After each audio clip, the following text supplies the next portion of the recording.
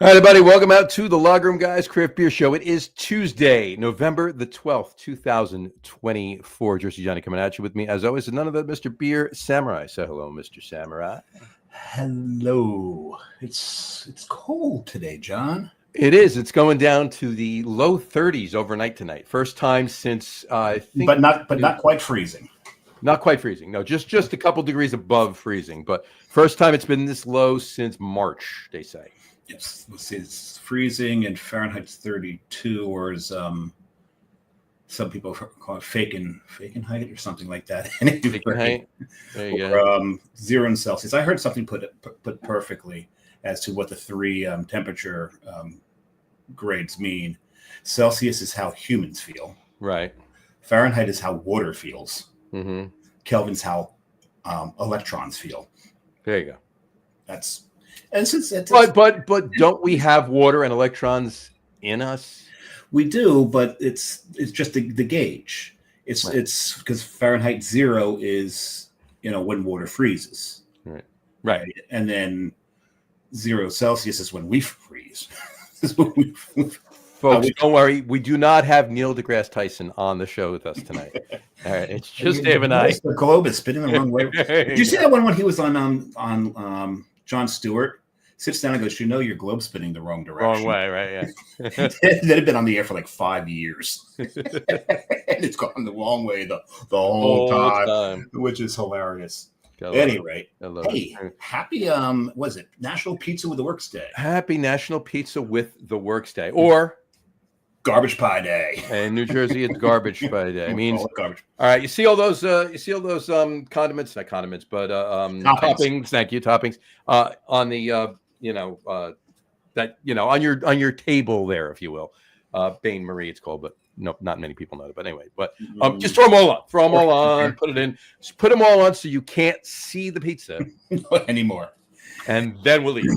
And then what you should do is you should take like a plain pie and use that as like a placemat underneath, because you're going to have another garbage pie by the time you're done eating each slice of the 100%. Oh, it's all going to fall off. Yeah, every piece you order, you will have two. Yeah, pretty much. Or you'll basically have one slice, and then you'll have a stew, if you will. Yeah, a mess. Right. A mess. Exactly. But yeah, not a big fan. I did have a pepperoni pizza for dinner. Not a whole pepperoni pizza. I did have pepperoni pizza. That's cool. Question for you: Have you ever tried blindfolded archery? Yes. You have. Yeah. Because most people haven't, and they don't know what they're missing. Yeah, and it's also the thing is, though, I did it because I wanted to do it because it was a shot in the dark. I co-opted your dad joke. Yeah, you did. That's the first time that's happened. Shot in the dark. Yeah, you don't know what you're missing. Any of those work. They all work. It all works. You know the difference between ignorance and apathy, right? I don't care. I don't know. Wow, we set each other up for that one. This is not scripted, folks. Not at all. You would think it was, but it's just lunacy. I got one more. It's oh boy, here we go. Two windmills are out standing in a field.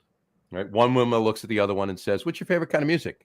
And the other windmill says back, "I'm a big metal fan." Big metal fan. There you go. All right. Well, considering they're mostly made out of wood, I don't. Whatever.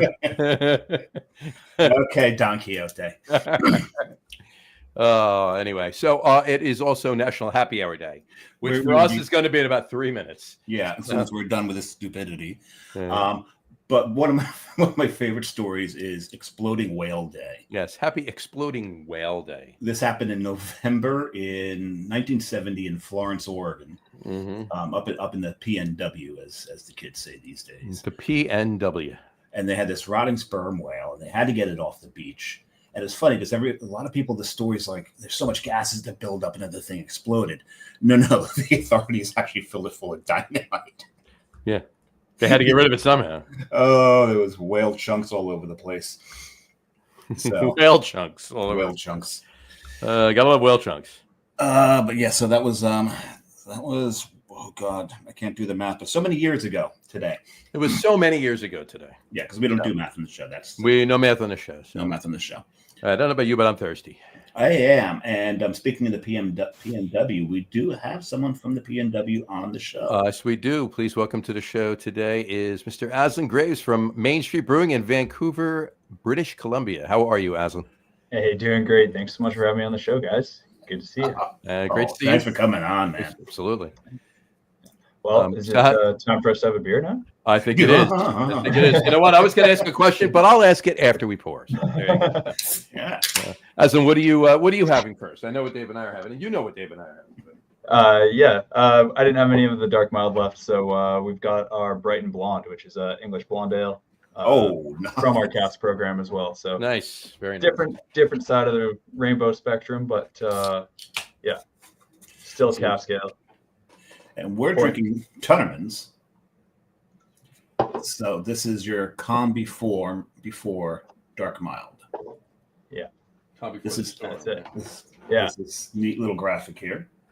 So every year with that beer, we brew it up for March mildness, and kind of similar to when you guys got Forest and Maine kind of out towards your way. They do do March mildness. Yes, we do. Yes. Well, yeah. So God, I was there a month ago. Oh, nice. Yeah. Never had any of their beers out here, but would love to. Next time I go, I'll have to grab you some. We'll grab some and get them out to you. Yeah, I'm drinking the same. I'm drinking the same, obviously. Yeah. So we do this dark mild. We make all of our own invert sugar in house for it. That's that's a day in itself right there. But we take our first runnings from that, and that goes into a old ale, so that we call Gale Force. So that's the real storm.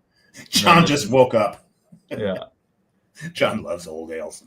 Yeah. I'm just going to sit here for a minute and revel in the fact that I don't have any of that. But the only reason John had some of those because I was out there in August. Yeah. And got to spend a while talking with Azlan, and then realized, okay, I'm gonna get Azlan on the show. I should probably have some of the beer. We came back a couple of days later, and you were having a private party. So the brewery was shut down, but at least we're doing sales, and Lucas saw me, so tell Lucas we said hi. Oh, we'll do. He's out front slanging beers right now. So. Oh, good for him. He's a damn good beer slinger too. Yeah. Very knowledgeable. A lot of fun to talk. Yeah, it is before 4 o'clock out there right now. So, 2 minutes before 4 o'clock. Yeah, well past Brewer's noon. Exactly. Brewer's noon. Yeah, most people were just waking up on Brewer's noon. So. Yeah, exactly. This is delicious. Thank you. This is absolutely fantastic. The malt's really friggin' shiny. Is there? I do have to ask. Is there any of the old ale there? Yeah. So we actually just last week, I think last Friday, we released essentially the 2024 version of the old ale. Because it is a Solera project, it kind of changes a little bit each year. We're pulling 30% off, adding back. And so it ebbs and flows.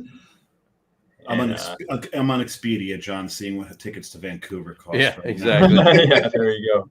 But we just released it. We do about 12 to 15 cases each year. It's a pretty small amount because there's a few, which it seems like I've found people who are really into it. But it's definitely a brewer's beer. Oh, 100%. Yeah, I love old ales. I could drink old ales every day. Sometimes I do. He wouldn't make it to work, but or sometimes I go to work and then drink old ales every day.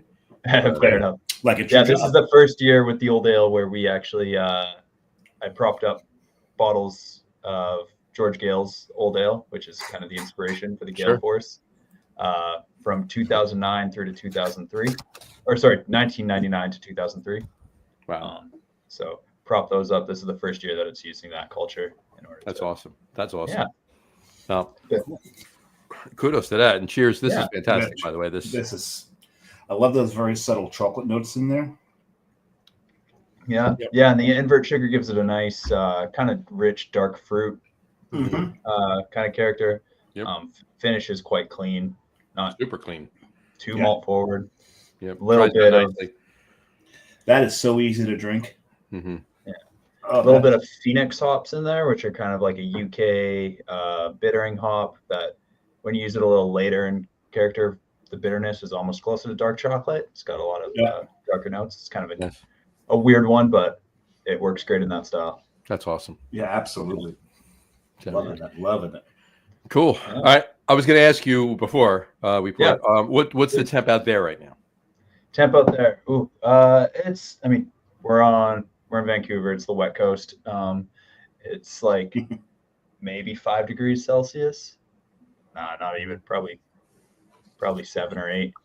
We need to do the conversion here. All right, so that would be 1 7. It would be what's the quick 40 math? was 41. 40, 20, 12, 41. 40. That's a lot of math. That's a lot of math for the show. You're not allowed to math, John. Stop. Because you know Americans, we'll measure anything except in either Celsius or metric. Yeah. Mm-hmm. We'll just have to both decide to use Kelvin for the show. There you go. We're going to use Kelvin.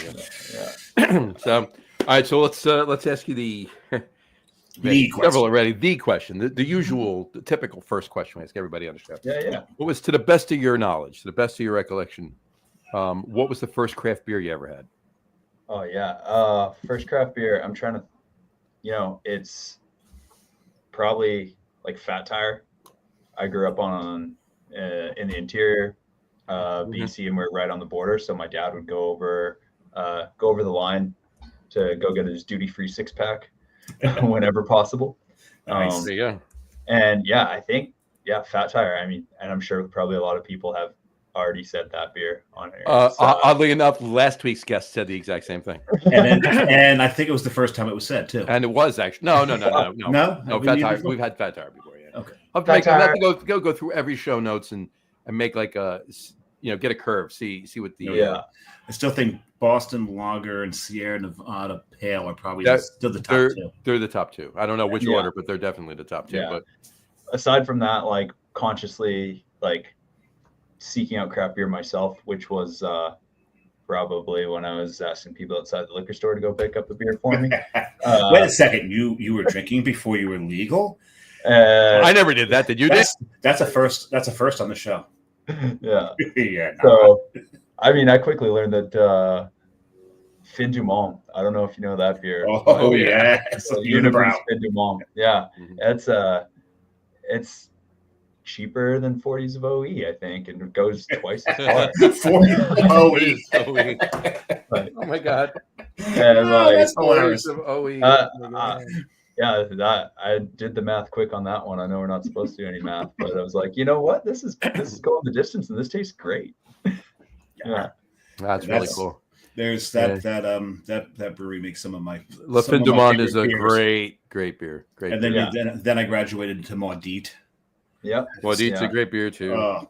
That one, I think, if I had drank that within the first 5 years of getting into craft beer, I probably wouldn't have liked it. Fair. Yeah. Right. Yeah.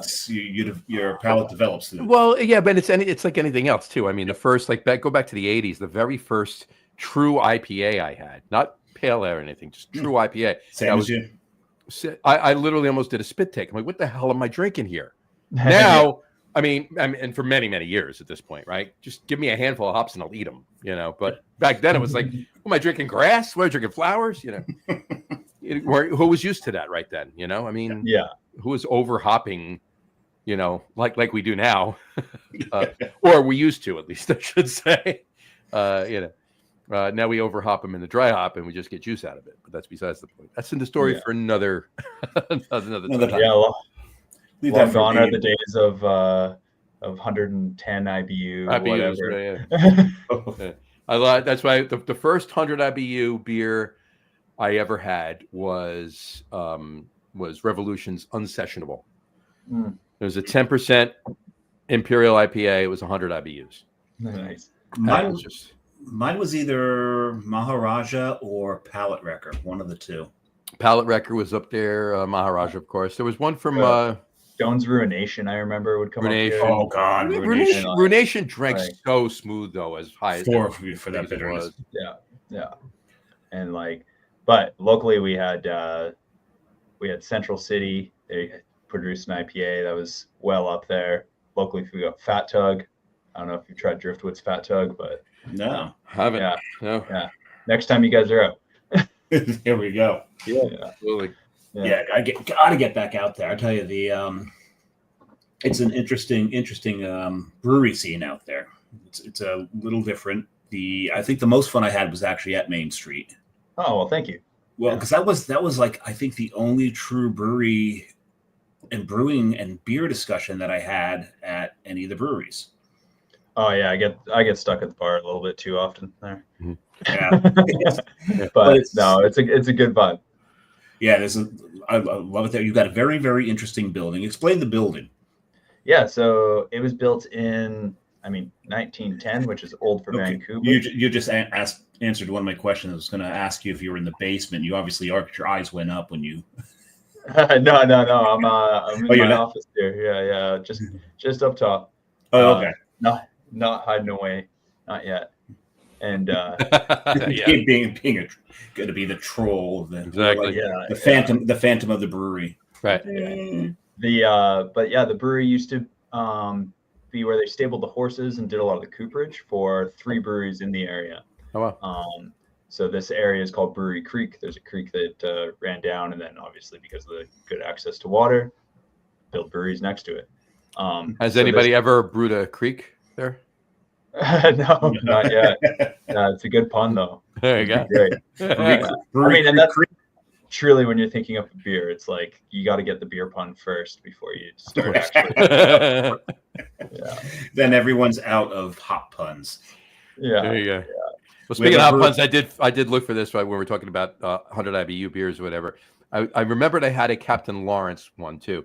It's called Seeking Alpha.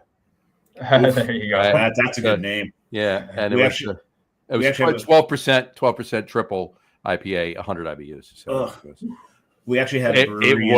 It was harsh. It was drinkable, but big. Like wow. Yeah, but, if you have that alcohol to balance it, it kind of works. It does, yeah. But we actually did have a brewery in Jersey that was so tired of trying to come up with hop puns, they just called the beer Hop Pun. Mm-hmm. that was just the name of the beer. Mm-hmm. Yeah. Has anybody done ZZ Hop yet? ZZ, somebody had to. Hold on. Oh, I'm sure someone's used that one. And you know the irony of that band, right? Oh hell yeah! There's a bunch of them. The Arbor Ales, Auburn Ale House. The guy whose last name is Beard is the only one who doesn't have a beard. The beard, yeah. Oh, nice. There are 1, 2, 3, 4, 5, 6, 7, 8, 9, 12, 13, 14, 15, 16, 17, 18, 19, 20. We can't math, but we're allowed to count. We're allowed 20, to count. There's 24 ZZ Hop. There you go. One for every hour of the day. Yeah. We've got a question from the Peanut Gallery out there. I have a question from Dave Campanelle. Thanks, Dave. Oh, hey, Council. Is it true Vancouver has some of the best Chinese food this side of the world? Oh, yeah, man. And there's also one of the best Chinese fusion spots. Really? It's called Green Lettuce Indian style Chinese food. So much like there's North American North American Chinese buffets, this is how Indian people do Chinese food. So really sweet and sour pakora and paneer and paneer is one of those things that if you're not used to just seems so weird. Yeah. Because when you give it to somebody for the first time, don't tell them it's cheese. Yeah. It almost is more like tofu in a lot of ways. Exactly. Yeah. And it's funny thing is I wish I had known that because I think I managed to find perhaps the worst Chinese restaurant in all of Vancouver when I was there. Oh, dang. I'm sorry. It was where was that? It was not that good. Which one do I need to stay away from? It was off of Hastings, and it wasn't too far from where we were staying. Hopefully not the Pearl. It was. I've heard great things about that place, but I hear it's a good dining hall, and you need to go with the pink pearl. Yeah.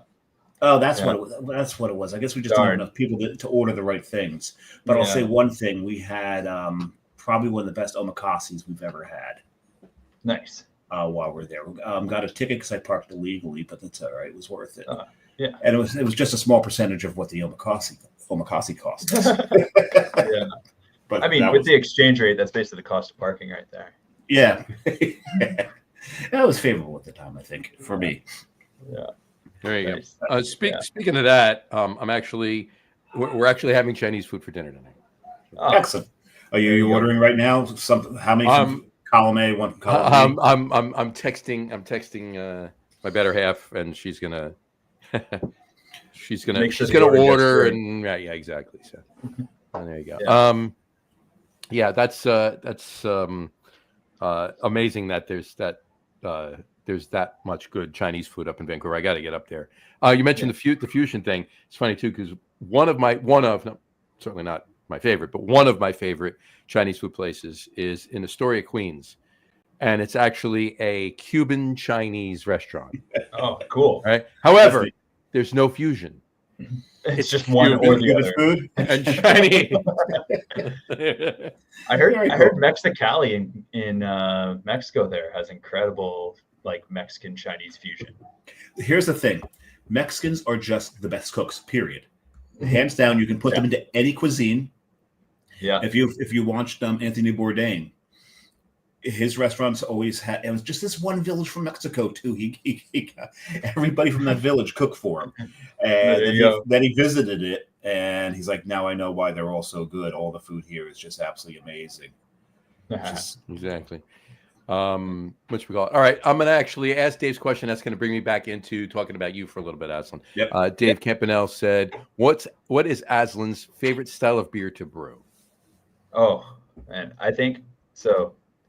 Funny enough, when I started at Main Street, they already had the cask program here. I was, maybe a little nervous, and as a result, maybe a little defensive about wanting to brew English beers because I'm like, they don't really sell. But that's quickly become my favorite thing. We've got a cask program here that we do, not a huge amount, but we've always got 2 to 3 beers on our hand pull engines. We do about 150 hex annually out of the, so that's like 120 barrels roughly, out of the tasting room.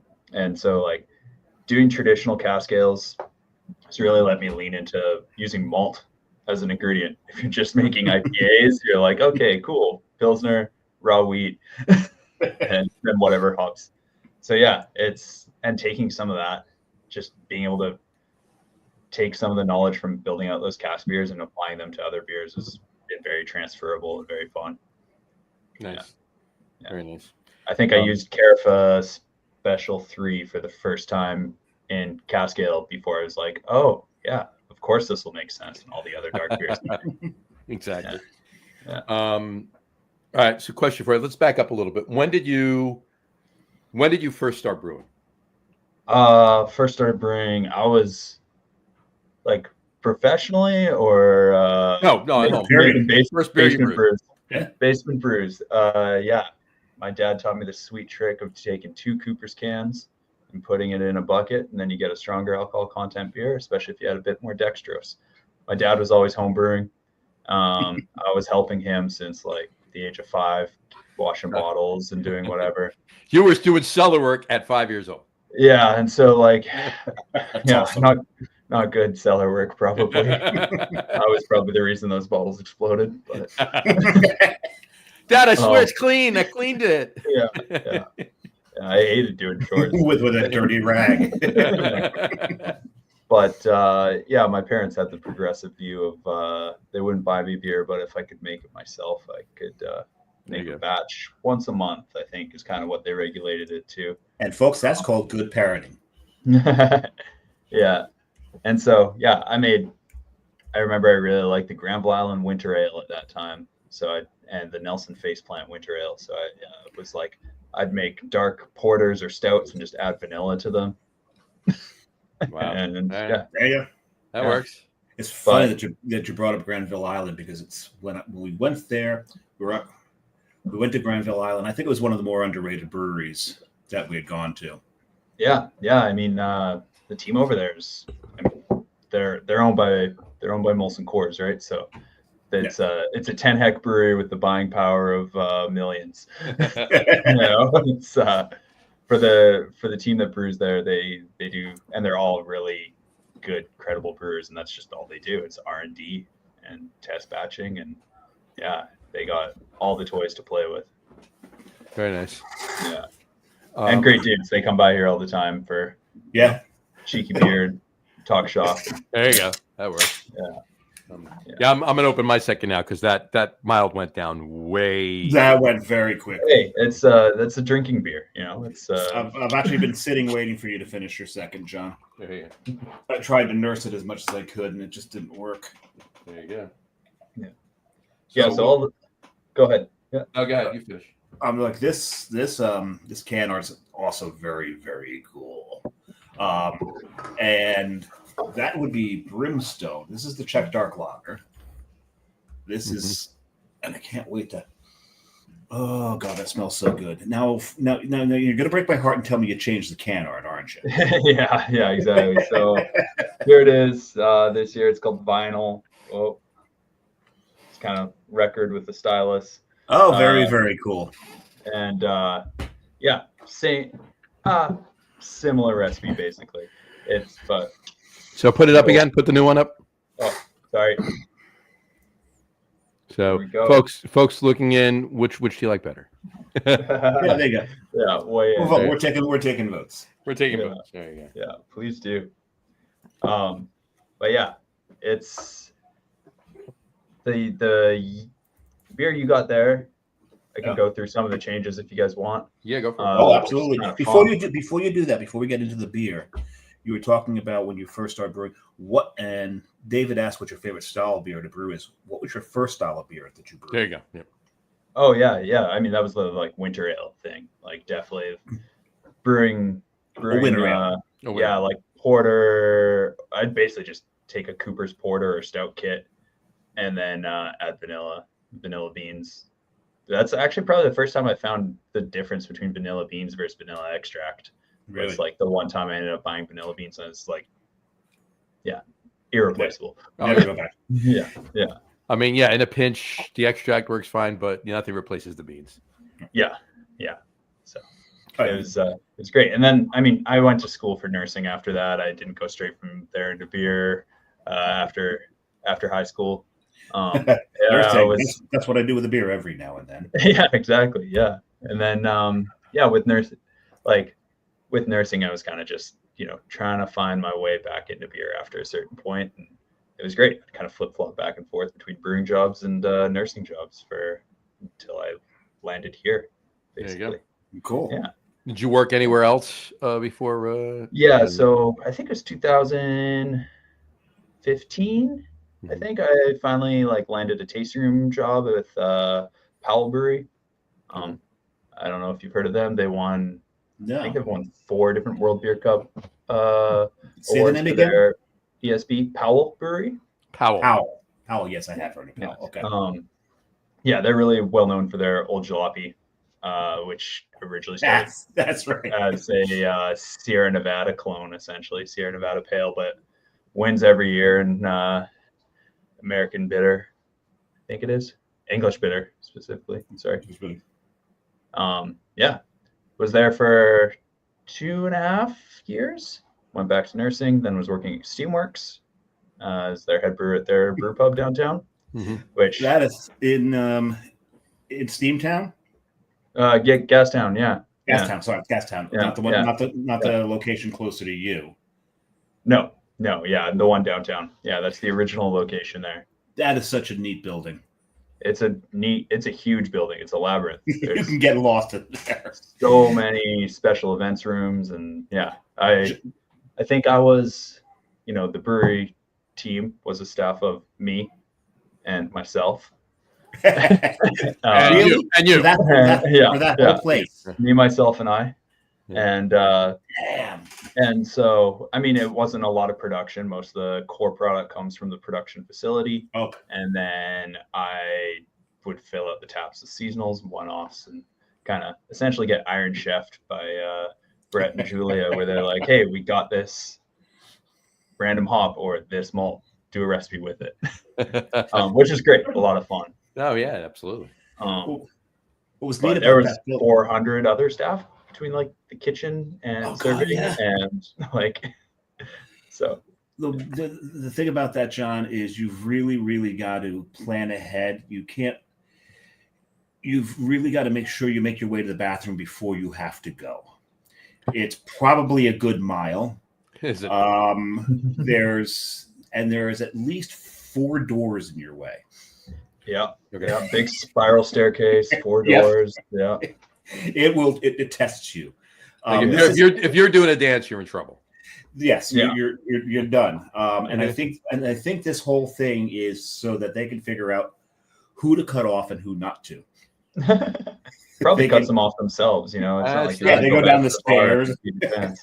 They can't find their way back. They wind up in the kitchen. They get conscripted, and no one ever sees them again, and they work there for the rest of their lives. You know what's funny? You know how you hear a story about a place and you just like start picturing it because you have no idea what it looks like, right? And you're picturing something in your mind, right? What it looks like. It just dawned on me. Like I started picturing this building you guys are talking about, and I'm picturing brick. I'm picturing an older building, and I'm like, this looks familiar in my mind. I'm like, what the hell am I picturing? I was picturing the original Buttonwoods location. Really? Yeah, I don't know why. That's what popped into my mind. Interesting. No, not like that. I'm not sure it does. I'm sure it doesn't look anything like it. That's just what had popped into my mind. Take that, make it a little more convoluted, and have a English pub throw up into it. And that's about, because it's just all old. It's this dark wood everywhere. Mm-hmm. Yeah. It's really that building is really neat. So there's no it's plumbed into the city steam. Thus the name Steamworks. So there's no boiler. You just go in. There's a valve. Literally was right behind the computer that you would like turn on to get your steam for the brewery. Oh, that's so cool. Yeah. Quirky old space. And then the grain out is a I don't know 1.5 foot wide hole right below that you put a funnel, you drop a funnel into, and then you rake the grain and you drop straight through the floor where there's an underground parking. You have buckets that you roll underneath. It's quirky, but it works. And it's right by the water taxi. The water taxi's right there. Yeah. The C bus. Yeah.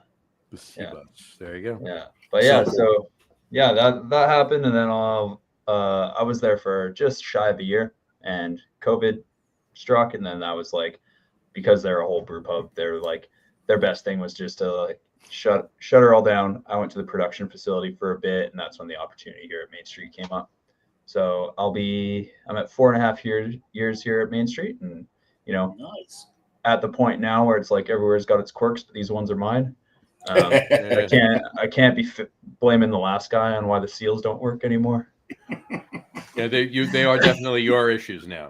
Wait a second. So in Canada, you're allowed to employ seals to help you brew? Yeah.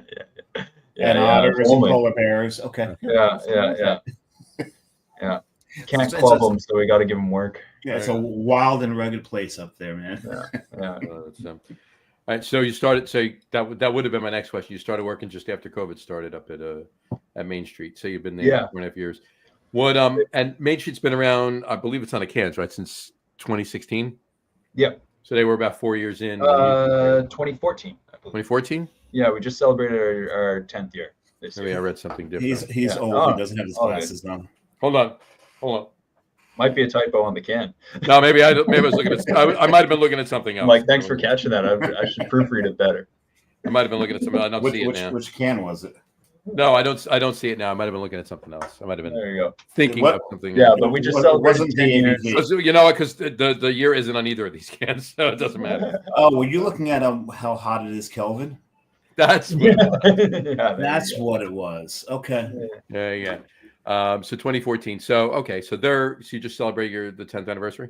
10th year, yeah. That was pretty nice. We got an award got a gold medal for our Pilsner, which is like our, beer was contracted 2 years before we opened the location here.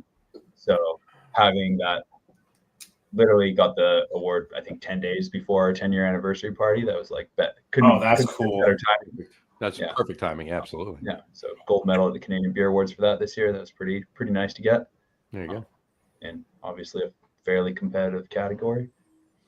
That's you have those. It's nice when you have those legacy brands that just like continue, and like it's a top seller for a reason, and gets validated by things like that.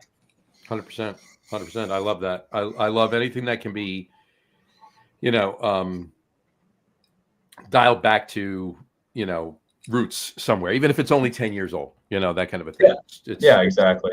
It's like, because this industry has become a "what have you done for me lately" industry. Breweries. Actually, it's easier for breweries to survive never making the same beer twice than it is to have a flagship or to have a legacy brand. Yeah, and I mean, when one can actually survive staying like that, it's awesome. Yeah, and I think people for myself, it's like more rewarding brewing a beer again and again and again, dialing it in and figuring it out. And sure. Yeah, that's like that idea of like never settle. you know, it's yeah. I've known breweries that won't, other than their core, they won't brew the same beer twice. Yeah. No matter how good it was. That's Smug. Smug was like that. There's only one that they did twice, and it's only because the New England Patriots asked them to do it. Right. It's called Trader-Aid, yeah. Trader-Aid, yeah. So someone's got some pull then. It was a key lime sour, right? It was a key lime sour because one Brady had gone to Tampa. That was part of it, but they actually brewed it when Gronk came out of retirement to go down there with him. So everyone thought it was about Brady. It was actually about Gronk. So they called it Trader-Aid. It was a faint, and it was a Buccaneer, but with a rooster, bird, right? A rooster. It's a rooster. Well, their name is Smug. The rooster, yeah. Right. So the rooster is a cocky, right? So that's why their mascot's a rooster, and so it was that Tampa Bay logo with the helmet, but it was the rooster face rather than a dude. It was actually pretty good beer. Layers on layers. Yeah, exactly. Yeah, that's Rob. More of the beer puns, exactly. Yes, Rob's like that. Yeah, and then we're back. But yeah, no, it is cool when a legacy brand can continue like that. I love it. It's awesome. I love hearing stories like that. It's great. And I'm loving this beer. This is really, really. I'm almost done with it already, so I probably will have the fourth beer. Yeah. This beer kind of like building off that idea of like using my experience of working with malt with the cask ales. We use Crisp's number 19 Maris Otter for most of our cask ales. Right. Through looking through the Crisp catalog, I saw that they had Hannah malt. I was like, oh, what's that? And immediately it was like, oh, heritage variety barley from Morvaria, Czechia. And I was like, well, I'm not going to use that in an English beer. Nope. So then I was like, now I got to build a Czech dark lager recipe in order to use this malt. So the ingredient came first. I love it. Yeah. Yeah. So it's all that crisp Hannah malt, single decocted, bunch of Cara Munich 1, some Carafa Special 3, a little bit of Cinnamar to help push it further. Sure. And a touch of chocolate wheat as well. Which you definitely get, but there's this the coffee flavor in this is amazing. Yeah, thank you. And I love that it does that thing to the tip of your tongue that espresso does. It just dries out, even though you might still be salivating back here, the tip of your tongue dries right out. Yeah. And that is just an amazing finish and the perfect finish for a Czech dark. Yeah, makes it Moorish, Yes. Enjoying the hell out of this. Yeah. Glad. Oh, yeah. God, I'm really regretting giving John one. I'm not. Yeah. Sharing is caring. Exactly. Yeah. Oh man, that is so good. So what's the fourth, Dave? I got to ask you because I'm almost done with this. What's the fourth beer that you were gonna reach and grab and have if you got to it? You said it was another Czech dark. No, I'm sorry. It's not another Czech dark. It's another Schwartz. Another Schwartz. Yeah, it's another Schwartz. So because the third is going to be a Schwartz, the fourth would be a Schwartz, and it's by Nightmare. Nightmare. Gotcha. Well, I have another Czech dark, so I should have that before I have the Schwartz. So maybe you should have your Nightmare, and then we'll finish on the same Schwartz. No. Because if I have the Nightmare first, I will not taste the other one. Oh, it's that bad. Oh, it's that big. Oh God, you know Nightmare. I know Nightmare. I don't know that beer though. They don't do anything small. Oh, big ABV all the time, eh? What's the ABV? No. It's not the ABV. It's just the flavors. They do some of the craziest stuff. They're out of Massachusetts.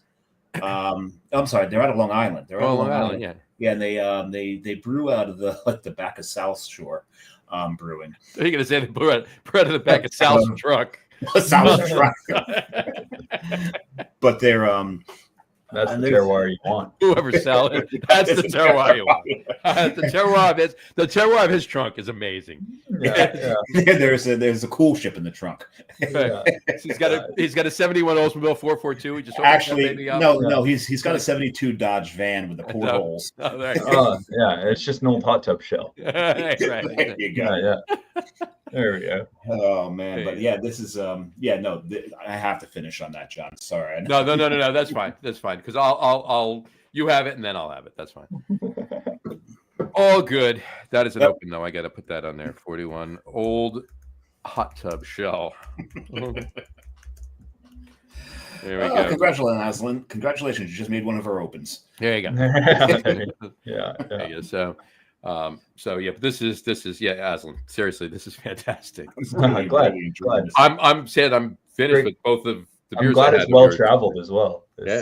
It traveled very, very well. I've got to say one thing though, and everyone has their opinion of Untapped. I use Untapped all the time to keep track of what I drink. Yeah. But I do take the ratings with a complete utter grain of salt. And I have to say one thing. As nice and polite as Canadians are supposed to be, they are brutal with their Untapped ratings. Really? They are. Yeah, just nice to your face. It is. Best one I've said. We're good at saying sorry and not meaning it. Right. Best. Right. That's cool. I thought that was the Irish. That's okay. Yeah. There's a guy I follow on Reels, and he talks about the Irish culture all the time. He talks about saying sorry all the time. They just don't mean it. They're just sorry that they have to listen to you. That's about right. No, because this beer, its average is 3.63, which is ridiculously stupid low, and it's because we had done. It's the style too, though, Dave. No. It's not just the style, John, because we see this all the time with Untapped, where you have the lagers are so low rated and the IPAs are through the roof. Of course. No, you don't even. That's not even. Up in Vancouver, they don't even do that.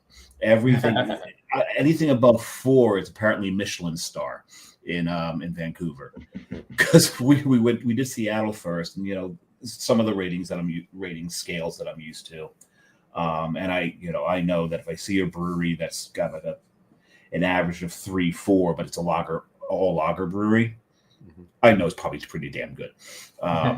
If it's an all IPA brewery, then you've got a serious problem. Yeah, exactly. Yeah. Well, here's the thing too, and what's funny is if you really think about it, right? On Untapped, you can have up to 5 stars, right? So 2.5 is average. Okay, so if you got a 3.5, it's a 1 point above average beer.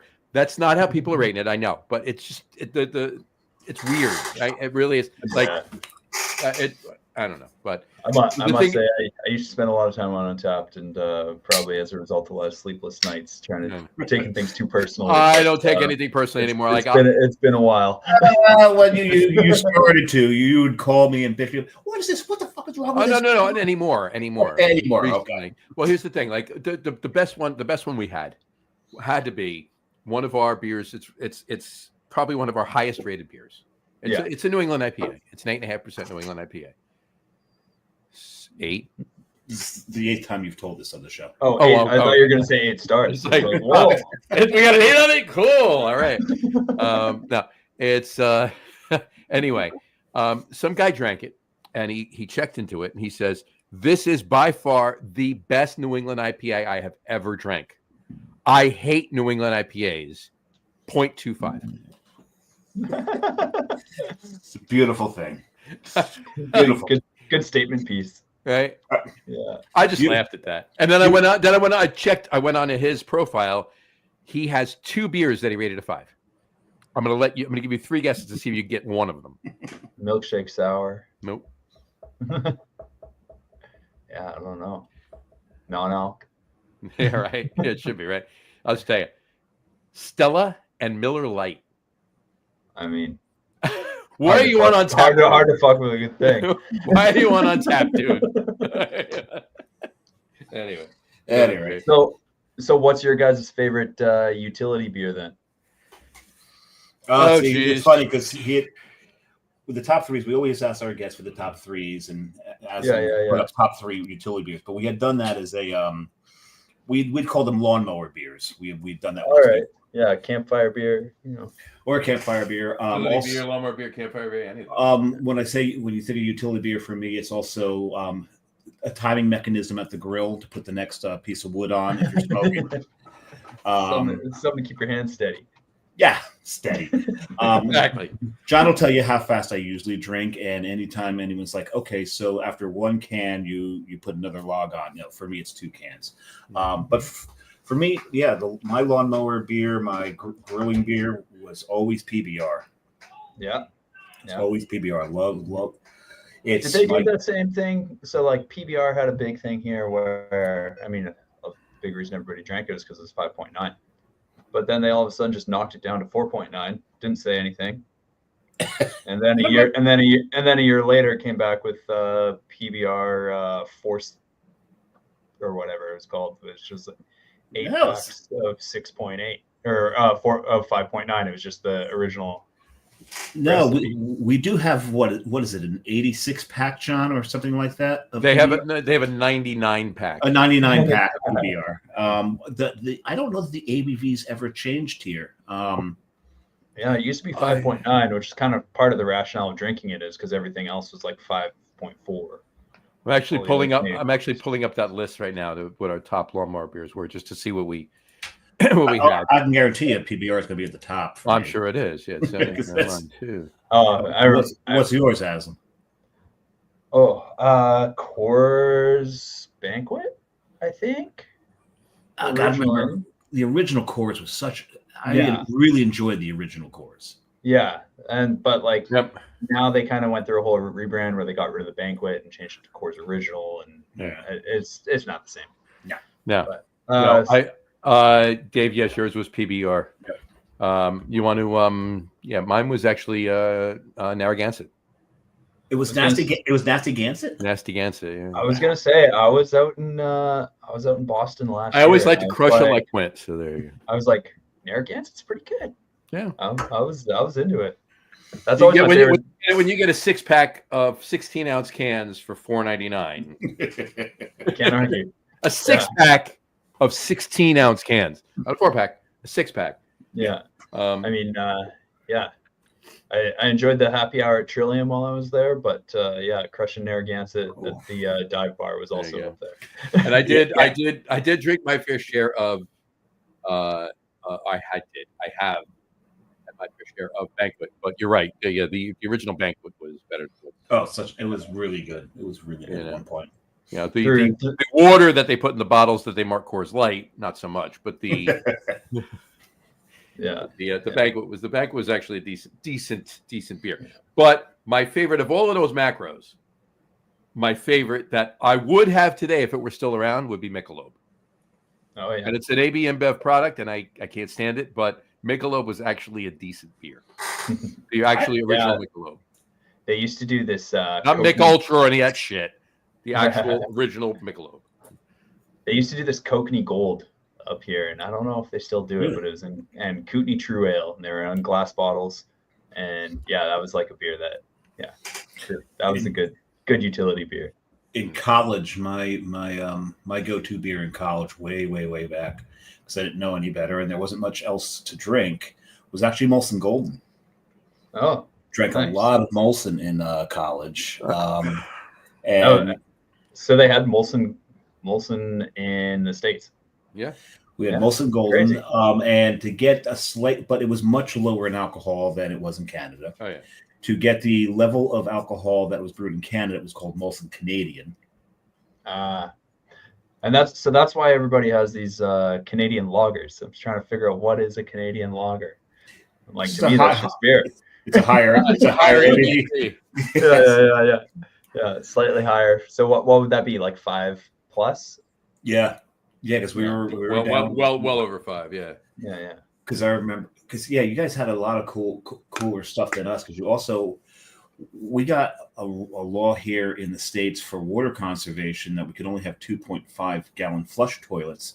Canada still has 5-gallon toilets, and trust me, we have Taco So you had to Bell. come up here. You had to come up here to do your dumps.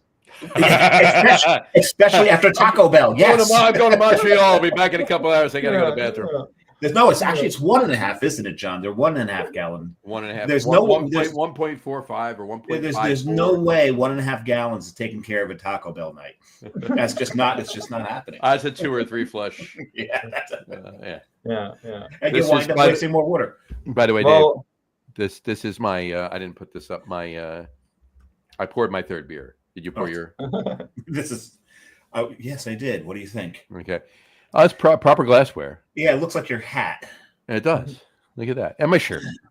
Oh, and your shirt. Did you put the can up? No, not yet. Do you want me to? Sure, go ahead. Only because I want to put my can up. So that is a very pretty can. Yes, it is. Guess who designed it? It wasn't me, and it wasn't you, Aslan. Anyway, so Vertical Migration. It's a 5.7% Schwarz beer, brewed by Coastal Brewers. It says black lager. It says black lager, but then underneath it says German style Schwarz beer. I don't have my glasses on, so I can't see it. Trust me, it does. Okay. There you go. There you go. Vertical Migration. It's have you had one yet, or is this the first one you had? John, I was standing next to you in a parking lot with Brian. At home, not the little bit you had at the brewery at the tailgate. This is. I still have 2 cans left. This is left. This is the 2nd can. Okay. Yeah, I've had it. Cool. Awesome. The one I'm drinking here, I just want to put this up. Prophecy of the Clock. It's by Sapwood Cellars in Columbia, Maryland. God, I love Sapwood. Yeah, Sapwood makes good beer. I've read the new IPA book, and American Sour Beer, but. This is one of those beers, Dave, that I got from Tavor. And what do I always say when I have one of these beers? You always buy 1 and wish you'd bought 4. There you go. He never learns. If it's Sapwood, if it's what's the other one? There's Elder 2 Pine. Elder Pine. No, in the lager game. Oh, Wayfinder. Wayfinder. Yep. And Wayfinder's family member. Heater Allen. Peter Allen, yeah. Peter Allen. Gold Dot. Yeah, Gold Dot. Gold Dot's great. Yeah, it's Brian and, yeah, exactly. Yeah. Brian and Kevin. It's the Allen, yes, Passion Allen project. Right, yeah, exactly. Yeah. But this is tasty. So anyway, all right. So let's talk about some of the beers you brew. Obviously, we've talked about the Czech Dark the cask lager, cask program. Talked about the old ale that we're going to talk about a little bit more at some point, and probably after we finish the show too, we're going to talk about that. But talk about some of the other beers. Let's talk about the legacy brands first. Let's talk about that. Yeah, I don't know where Dave went, but I'll get him back. All right. I'm actually I got to finish this to get to this, but that's fine. That's the Naked Fox West Coast IPA. Mm-hmm. It's our kind of like I guess when I got here, the idea was to kind of have it's like a reimagined West Coast IPA. We're using at this point hops that are a bit more common, but it's Talus, Equinaut Incognito, and Equinaut Cryo with some classic Cascade, and then we do a dry hop with HBC 682, formerly Pato. Mm-hmm. But yeah, that beer is just like the idea of just layering in fruit, but still having that pine and resin from the Talus and the 682. It's just like that's one of our biggest selling beers. Recently, what's kind of superseded the Pilsner in sales is American Adjunct Lager. Really? We do a beer called Crush. It's started 4 years ago as a Kvike lager. Is a good base product, but the yeast was kind of hard to hold in its reins. Yeah, I mean, yeah, I never like Kvike doing IPAs, in a week is one thing, but a lager, I'm like, you gotta have that. You gotta have that rest. You gotta have that sitting. You gotta have that. Yeah, exactly. There's only so many shortcuts you can take realistically, and I mean, quality is number one. Mm-hmm. So yeah, we do that, and then it is after we're already using a lot of products that are pretty common in macro beers.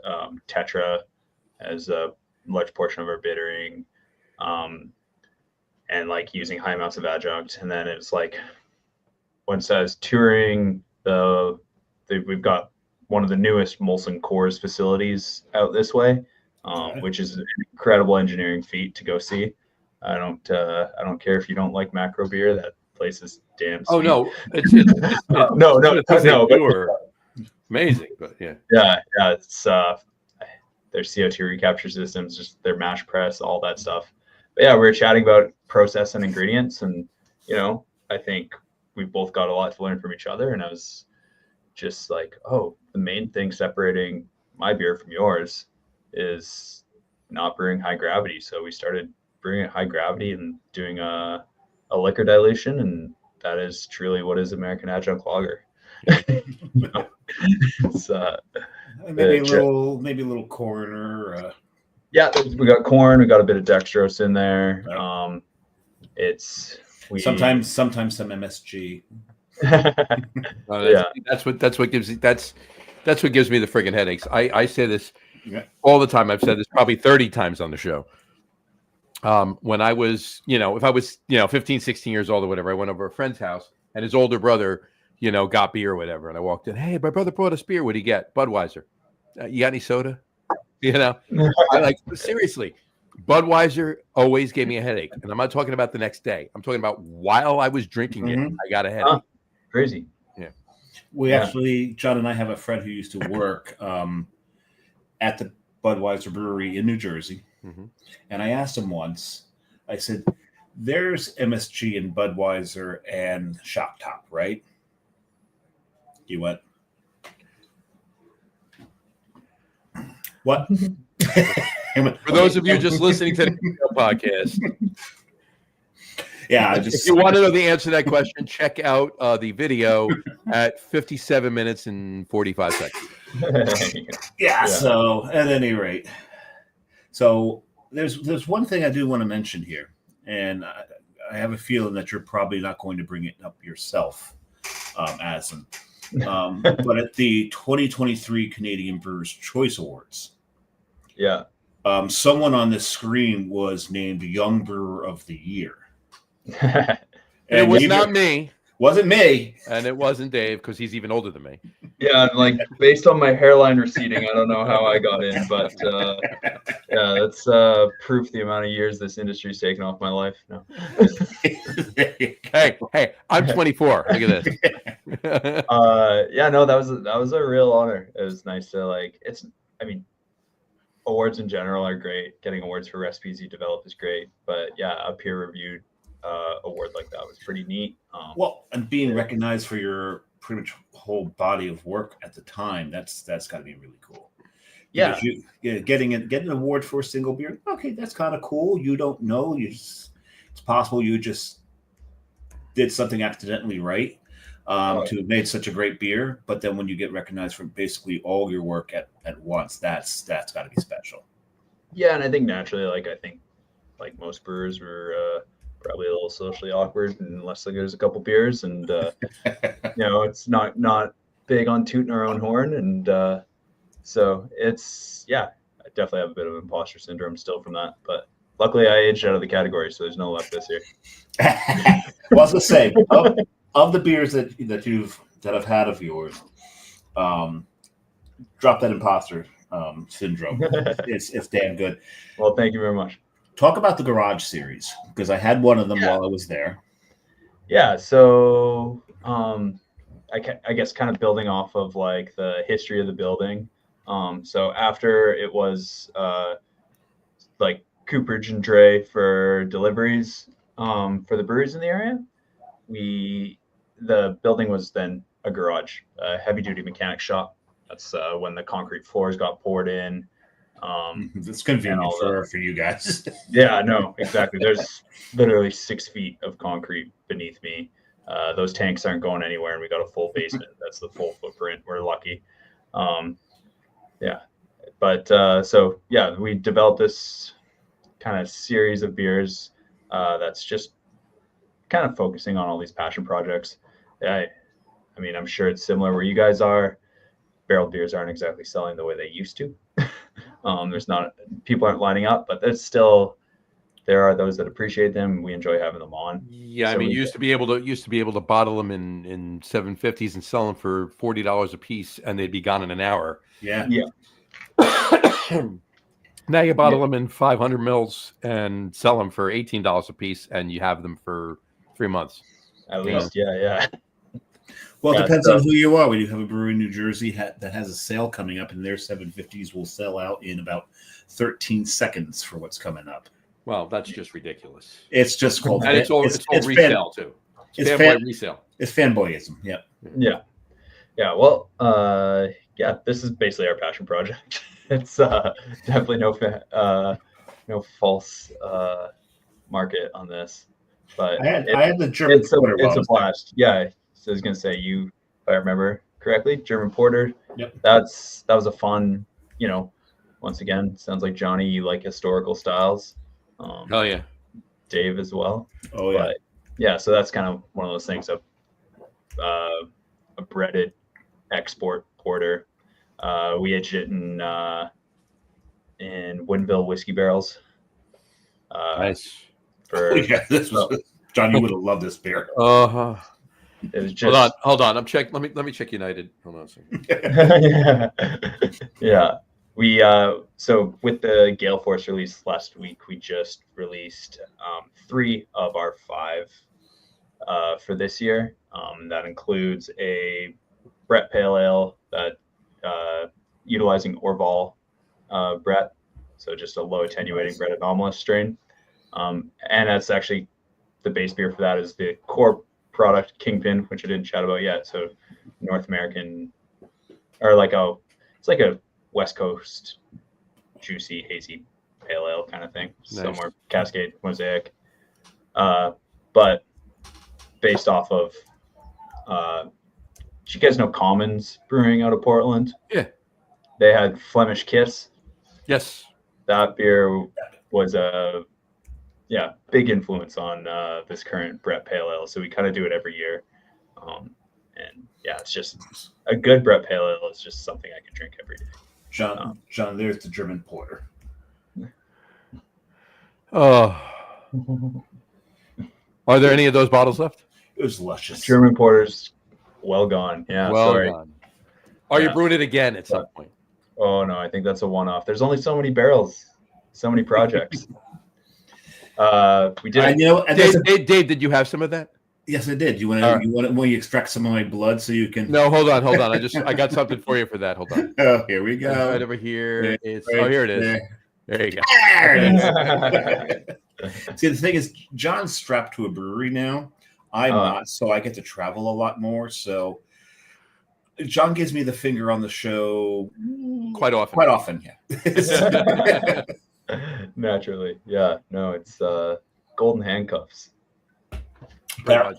Pretty much. Yeah.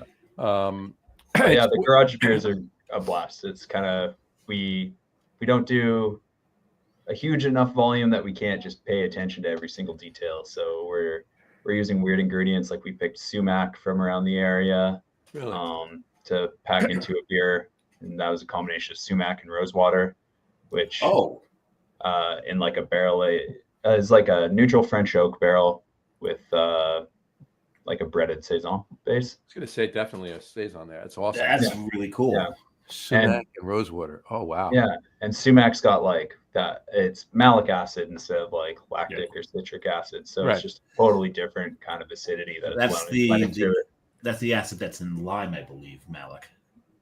Yeah. And common in like red wines. Yep. Well, but yeah. Oh, very cool. Recently, the one I did this year that I was really excited about was fig leaf, toasted fig leaf. Toasted fig leaf. Which fig leaf, you wouldn't know it when you pull it off the tree. Obviously, you're more concerned with the figs. But when you toast it, the oils present like sweet wood, like coconut and green vanilla. Really? And it's incredible. Yeah. Johnny, you got a brewery. Go get some fig leaves, cram it into something. I might do that. I might just do that. It's the easiest way to make pina colada. Is Matt back from Africa? Yes, he's back from Africa. He's been back for tomorrow. Will be actually 2 weeks. Such how much I pay attention. So, when he was there, I was paying attention to what he was doing. Right? Yeah, you know. Well, he's severe jet lag. Like he was up for 2 weeks. No. Coming back. That's severe. No, up through like he got back Wednesday, the day before Halloween, and we had lunch last Tuesday, so we go today, and it was just kind of coming around from the jet lag. So like 6 days. But he was up for almost 2 days traveling back. Yeah, but to be fair, Matt almost always seems like he's jet lagged anyway. No. Well, yeah. Yeah. No. But yeah, no, it was a great trip. Well, but you got to talk about this fig leaf thing. Yeah, I got to talk about this fig leaf thing. He's John's menu recipe guy. Oh, I see. He's the brewmaster. Yeah. He's Nice. the brewmaster. So, but I'll definitely talk to him about that. I'm already thinking of a couple of beers. We have a list of like probably 300 other beers that we want to do at this point. He's got them on his phone. Yeah, I can think of about 4 or 5 of them that they'll go really well with. So yeah, you've always got that wish list. You're like, it's a wish list, and every year maybe we get 2 of them in, right? Yeah, And I'm trying to slide something in there, and it's just really a variant on something they already make, and that's probably never going to happen. You never know. Yeah. Hey, I mean, if it's a variant, that makes it easier. It's already there. Exactly. We brew it and we just pull a little off, and that's it. Seriously, I'm sure Dave would be happy if we did 1 keg of the variant for him to have some at the brewery and take a couple crowlers home and call there it. you go. There you go. That's the name right there. It's just called the variant. The variant. The variant. Wait a second. That's a Loki thing, isn't it? If you're a Marvel fan, yeah. Right. Gotta love it. All right. So anything coming up for the holidays? Beer wise? Event wise, beer wise? Yeah, we've got we do a Miracle on Main Street toy drive every year. So that'll be coming up. Nice.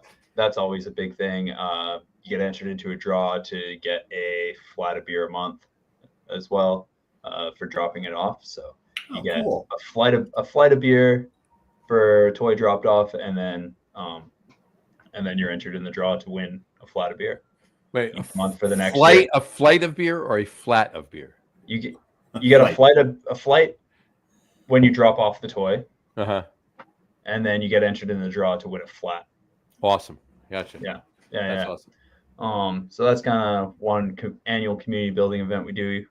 So the answer to that question was both. Yes. Sorry. Yeah. Just wanted to make it clear, though. You're not getting a flat for dropping off a toy. No. I got the whole entered into a drawing for the flat. I was like, wow, that's freaking great. And then the flight on top of it, when you drop off the toy, you can't beat that. You got to go. That's awesome. Yeah, you'd be stupid not to. Yeah. And then for new beer releases before Christmas, we've got a Stroop Waffle Stout we're doing. I don't know if you know Stroop Waffle, nice. Dutch/Belgian Stroop Waffles, but we basically did a big imperial stout that's sitting at like it's not like as big as some of them. It's like 9.8.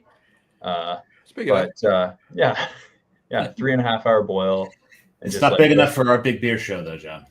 No, our big beer show, our last show of the year. 12 and above, right? Our last show of the year. There's 4 of us. There's two guests we have on, and it's Matt, my partner in the brewery, and Al. The 4 of us we each drink at least 3 beers, if not some. Like last year, we had like 4 each. Every beer is 12% or over. So, So fortunately, my office in my house, when I'm done with the podcast, I walk out and my bedroom's right there, so I can just. Oh, there you go. All right, done. It's stumbling distance. And the thing is, not to one up But if I turn this camera, you could see my bed. There you go. There you go. But There you go. That's a great show every year. But no, it's a great show. Except towards the end of the show, you can't really understand much of what we're saying. Yeah, that's the best time to listen. Just watch it. Put it on a 10 times speed for the first hour, but then after that, listen, slow it down and listen. Yeah. Did you so do you barrel aging that no, that's gonna all be in stainless. So we're getting it out in time. It's a collaboration with a local brunch waffle place called Medina Cafe here. So yeah, that's right, you said that, yeah. And it'll be. We just got it off cinnamon the other day, and it's conditioning and bright right now. So hopefully have that package. I mean, classic thing here. I'm sure it's probably similar where you are. No sales, no buying manager wants to see a sales rep after December 15th. So, yeah, if you have whatever beer you've sold by the end of the second week in December, that's the bet. That's all you're selling. That's all you're selling till second week in January. Yeah, third week in January. Yeah. At least. Yeah. So just concentrate on the tap room and don't worry about sales for that point. Yeah, exactly. Put your feet up and have a couple holiday parties because that's all that's going on. Yeah. Realistic goals. Yeah. But we got that, and we've just been mostly focusing on cores. Yeah, we'll be figuring out what we're doing with the barrels in the next bit. I kind of got it on an annual thing where it's like that's a January, February thing. We did kiwis last year because they ripen in February. Nice. Very nice. Getting locally grown kiwis. Who knew they could grow up here? Locally grown kiwis. Locally grown kiwis in Vancouver. Yeah. Or British Columbia, cool. just in general. Yeah. Well, you do have a rainforest there. That's true. Yeah. I guess they pick them pretty late, like around now, and then they ripen them off the tree. But yeah, it was pretty cool. It was a neat experience working. That does make sense, but you would never think that. No. Yeah. You know. Yeah. Because what Stanley Park is a temperate rainforest. Yep. Yeah. I mean, the base of this whole coast is for the most part. But, yeah. And actually, Stanley Park's got another one of those underrated breweries. Yeah, totally. That brew house that's Labatt's owned. It's got all the bells and whistles for a 5-hectare brew house, fully automated. I was actually, because we were just going through and I was like, let's just stop and get a beer. And I was actually had a couple more than I thought I was going to have. I thought they were going to be a one and done. Yeah, no, they're great. They're similar thing to the Granville Island. They got the buying power and the knowledge, and they're probably getting all those fancy hot products well before we are. Everybody else, sure, absolutely. Yeah. So John, you're still using CGX? Wow. So I did open my fourth, and John, I don't have a crawl for this one, so you just tell what it is. Yeah, it's called Schwedentrunk. Schwedentrunk. This is from Nightmare. Schwedentrunk is it's a way of killing somebody by pouring very hot liquid down their throat. Nightmare is very interesting. Morbid. They're morbid. One of the beers that I've bought a few times is called the Defenestration of Prague. Defenestration of Prague, yeah, absolutely. And then defenestration means throwing somebody out a window. Yep. I love their names. They're so dark, but their beer is. Yeah, John, if I had drank this before your beer, I would have never tasted your beer. I would have not got those beautiful chocolate notes that Vertical Migration has. Thank you. That's a pretty beer too. What's the ABV on that? The ABV. I don't know. I don't think they went crazy on this one, even though they've been known to. Actually, this is a Czech dark. No, hold on. It's weird. No, it's a Schwartz. Never mind. It's a Schwartz. You said. It's a Schwartz. Yeah, it's only 5.5. So it's actually lower ABV than Vertical Migration. Except Vertical Migration, and John, we talked about this. Vertical Migration, you're a little higher on your relation to the chocolate hops to the patent chocolate malts to the patent malts. Right. Is a little higher, so it's a little on the I don't want to say sweet, but it's not as harsh. It's smoother. Smoother, got that more of a rich chocolate flavor to it than that coffee flavor that Patton can bring. Correct. Whereas this beer, I'm not sure they put any goddamn chocolate malts in it whatsoever, because this is just a punch to the face with bitterness. This is one of the most bitter Schwartz beers I've ever drank. Wow. And I enjoy it. I really do enjoy this beer. Interesting. So it's that bitter. Make it a black. Call it a black IPA at that. Call it a black IPL. There you go. No, because you can't do, because it's not bitter because of the hops. It's bitter because of the malt. Doesn't matter. I know. I get it. I understand. But still, like to the average person that's drinking it, do they really care whether it's bitter because of the malt or bitter because of the hops? I don't know any average people, John. That's true. You don't. My bad. You don't. That's true. I'll say this: just the whole. What this does to you is you get all that. Your salivary glands just keep going and keep going and keep going and keep going, and I think it's out of self-defense. Probably, it's one of those things. That's how harsh this beer is, and is it a true Schwartz beer in that sense? I don't know if it's entirely within the the guide, but I really enjoy this one. I mean, it's one of those things. Brewing to style versus brewing to market. I mean, it's very different. They've done neither here.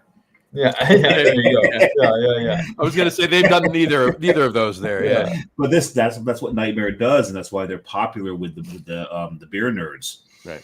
Because the beer nerds who have had everything are like, give me something I haven't had. Right. Exactly. And they'll do it. I'm going to put this up just so everybody knows what beer I'm drinking. Just to be sure. Everybody knows what I'm drinking. I know what you're drinking. I'm drinking a Vertical Migration from Coastal Brewworks. There you go. So, God, 5.7% Schwartz beer. Right. I wish I could get my hands on one of those. Anyway, all right. Yeah. So, Azlan, from the Main Street catalog, what's your favorite beer to drink out of it? I mean, I'll phrase that differently. Of everything that you've drank, mine. Yeah, mine was actually this one. I preferred that one. But, no, you know me in dark mild. Oh, check, yes. That was a beautiful dark mild. But as for you, what beer? What's my go-to? Not the go-to. That's why I'm rephrasing it, because I figured you might go to the go-to. Of all the things that you brewed there, what is the thing that has passed your lips that made you go, "Oh damn"? Wish I could revisit. Yeah. Yeah. Oh man, that's a tricky one. We brewed a lot of honestly, it's like we do this black lime lager. Which black lime? I love black lime. I love black limes. And like to me, I'm like, it's just a little bit different. The acidity and like it just hits right. Like I don't know if it's what I want right now. It's a little dark and moody, but if I summertime, it's just so crushable, and like it's the depth of character with black lime. There's the acidity in it. It's different. I love black limes. Absolutely adore black limes. Didn't Dogfish Head do a black lime sea salt? They've done everything. No, I know, but just specifically black lime sea salt goza. Yeah. I'm trying to think. I remember that. I forget what it was, but I'm definitely remember that. Yeah. It wasn't too long ago. It wasn't just recently, but it wasn't that long ago that they did it. I feel like it was like 4 years ago or something. Something like that. Yeah, right. Like 4 or 5 years but ago. I think it's stuck around. Yeah. Remember, but yeah. I mean, if even I've tried it, it must have like got distributed decently. It got well. I mean, Dogfish Head. Not that they were any small brewery by any means at the time, but now they have Sam Adams behind. Wait a second. That's Sequench. Is it Sequench? That's Sequench. Oh wow, is it really Sequench? Yeah. Oh yeah, maybe it is. It's actually Sequench. Oh. Okay, you can find Sequench everywhere. Yeah. Oh my God! You're right. You're right. It is Sequench. That's right. You're right. It became almost a plague here. Yeah. Yeah. It's just a beer that's available. Have at it. Put this way. There's a. That was like when 10 Barrel came out with Crush. Right. Okay. Like, oh yeah, that's everywhere. There's actually a concert venue that's like halfway between John and I that's you can get Sequench there. They actually went to some of the more local local craft there though too, so that was really kind of cool. That they did that. Nice. But yeah, the Art Center, John. The Art Center, yeah, it was always there. Yeah, Sequench has been there forever. Yeah. Since it came out. Do you know the venue in Boston, Roadrunner? Oh yeah. Yeah. I was there for a show, and I was really impressed by like how big that venue was, but how fairly craft their selection was. I was like, dang, that's good. It's so different in Boston and New England in general. I mean, there's a lot. There's many places, specifically in Massachusetts and in Maine, but in New Hampshire and Vermont too, and Rhode Island, Connecticut less, but there, Connecticut probably the least of all of them, but I'm going to defend Rhode Island. No, you're right. I lived there for a year, and I mean, there's a lot fewer macro only event places, whatever that may be, a concert hall or whatever, and then there are pretty much anywhere else, right? I feel like here it's like hard to like that's a market that's hard to get into. I mean, then even going out, I'm like, and that's why it stands out so much. I'm just like the thing that gets me is like even just like specifically talking about like a restaurant or bar or whatever. There's a newer place that opened up in county here. And I was just talking to my one sales manager yesterday about it, and they opened up this new place. They have high-end food, high-end cocktails, high-end wine, and macro beer. Yeah, it's a classic. What? That makes no sense. In other words, highbrow, people coming in wanting the best food. I mean, it's really eclectic food. It's nobody's going in there getting like a shitty burger, right? Yeah, what I mean? They may get a burger, but it's a $30, $35 burger, that kind of thing. And they got a great wine list. They got an amazing cocktail program, and they have Bud, Miller, and Coors and Heineken. Are you fucking kidding me? Yeah. but it's always tricky. Like I feel like you go to a restaurant and you can get whatever server.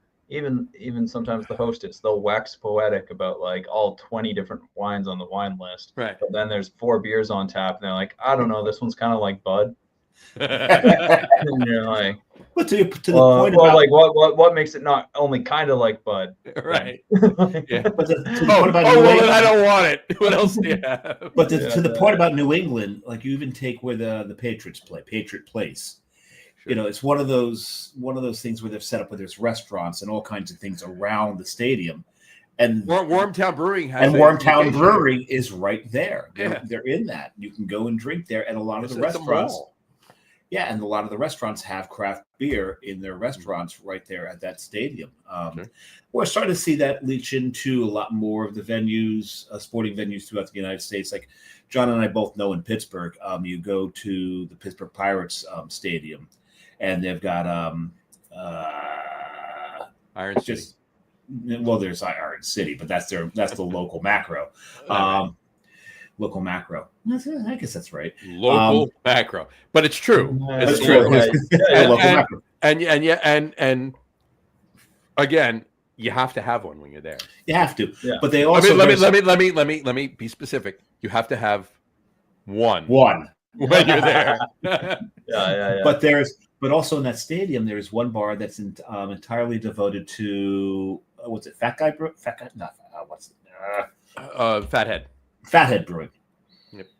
So I spent my whole time at running back and forth between Fathead Brewing, and I went there to see mine and John's baseball team play, and they were so damn bad that I remember leaving the stadium and stumbling up the stairs on the way out because I spent so much time at the Fathead bar getting more beer to. Exactly. Does this come in any larger sizes? And they look at me and they see the gear that I'm wearing. Like, yeah, for you, we'll get a bucket. You're having a rough night. I've said now, John. This is the third time I've said this on the show. Our team was so bad during that game, and our pitching was so bad. They launched so many home runs out against us that the stadium ran out of fireworks. Literally, I'm not even making that up. They ran out of fireworks. Now Vancouver, you've got the Canucks. Yeah. Is there any good beer in that stadium? I mean, I think the way it works is it's essentially Molson paid for the lines. Okay. So that being said, there is a really good craft selection at a couple select spots within the stadium, but the stuff that's most accessible is going to be macro. We've had our beer at the stadium there, and it's like, cool. I mean, that always feels like an honor. That's awesome. That's really awesome. That's great, actually. And so the fact that it's like, maybe it's only served at the VIP bar up at the top is but still the stadium. Speaking of beer at the stadium, when I went to not the last, we've got a lot of Polar drinking my beer. That sounds pretty great. There you go. I was gonna say, not the last time I was at Heinz Field in Pittsburgh, but the second to last time I was at Heinz Field in Pittsburgh, I was drinking this just outside the stadium. Well, that's your beer. Yeah, but they don't have it inside the stadium. That's why I had to drink it outside. I've got a picture of that can in a much cooler place than that. Yes. In Germany, I know. But it was only in Weihen, Stefan. That's all. But no, that's awesome that the beer's been on tap there. And I got to ask you, are you a hockey fan? No. I mean, I grew up in interior BC. I'm a skier, snowboarder. No, yeah, that was my thing. I'm a skier, not a snowboarder. I'm a skier, but my dad's a ski instructor, so I only had one way to rebel. There you go. Yeah, there you go. Snowboard. Yeah. But what about CFL? Right, the BC Lions. I mean, does anybody pay attention to CFL? I actually do. I know that the championship is the Grey Cup. Hey, the Grey Cup's, Yeah. I mean, I feel like I know the team in Vancouver is the BC Lions. Yeah. I don't know. I feel like I pay more attention to American football than I would Canadian football. And what American football team is the one you pay attention to the most? That's my way of saying what team are you a fan of? So. Oh, you really put me on the spot. Is it the Seahawks or? I mean, naturally, that's what I hear about the most. Yeah. Of course. Yeah. And it's Dave and I are both fans of a team that sucks right now, but that's besides. who just this past weekend stunk it up. Who just lost to a worse team in Germany this past Sunday. So. Yeah. Anyway, and the game was on at 6:30 in the morning by you. So there you go. Yeah, I mean, there's always highs, there's always lows. I mean, I'm not a hockey fan, but I'll always definitely watch it if the Canucks are in the playoffs. So I apologize. I apologize, and I don't know how old you were at the time, but I apologize. Actually, I really don't. But what, for the first time the riots happened? I don't know. I apologize for 94. Yeah. Were you there? I was not. I was watching the games, but I was not at any of them. So one of my favorite photos ever taken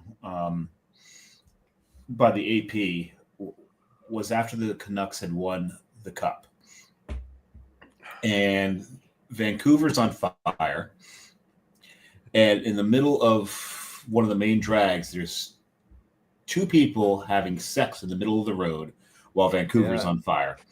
Yeah, that was didn't win though.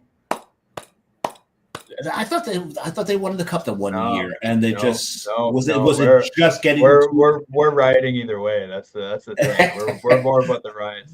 So wait a second. So Vancouver's to Philadelphia. Vancouver's to Philadelphia, Canada. Yeah. But yeah, there's that makeout shot. There's a nice clip of a guy doing a 5-0 on a cop car. There's, I remember that one too. Yeah. The Craigslist and Facebook Marketplace is blowing up the next day. That's for sure. But oh, you gotta love it. Gotta love it. But, that's right. They've never won the Stanley Cup. It was just getting to the Cup that they. Yeah. And that's kind of the funny thing is it obviously happened in '94.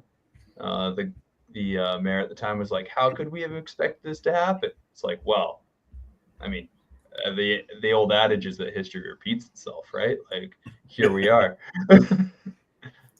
But do you have to grease the lamp poles ahead of time to make sure that the fans don't tear them down?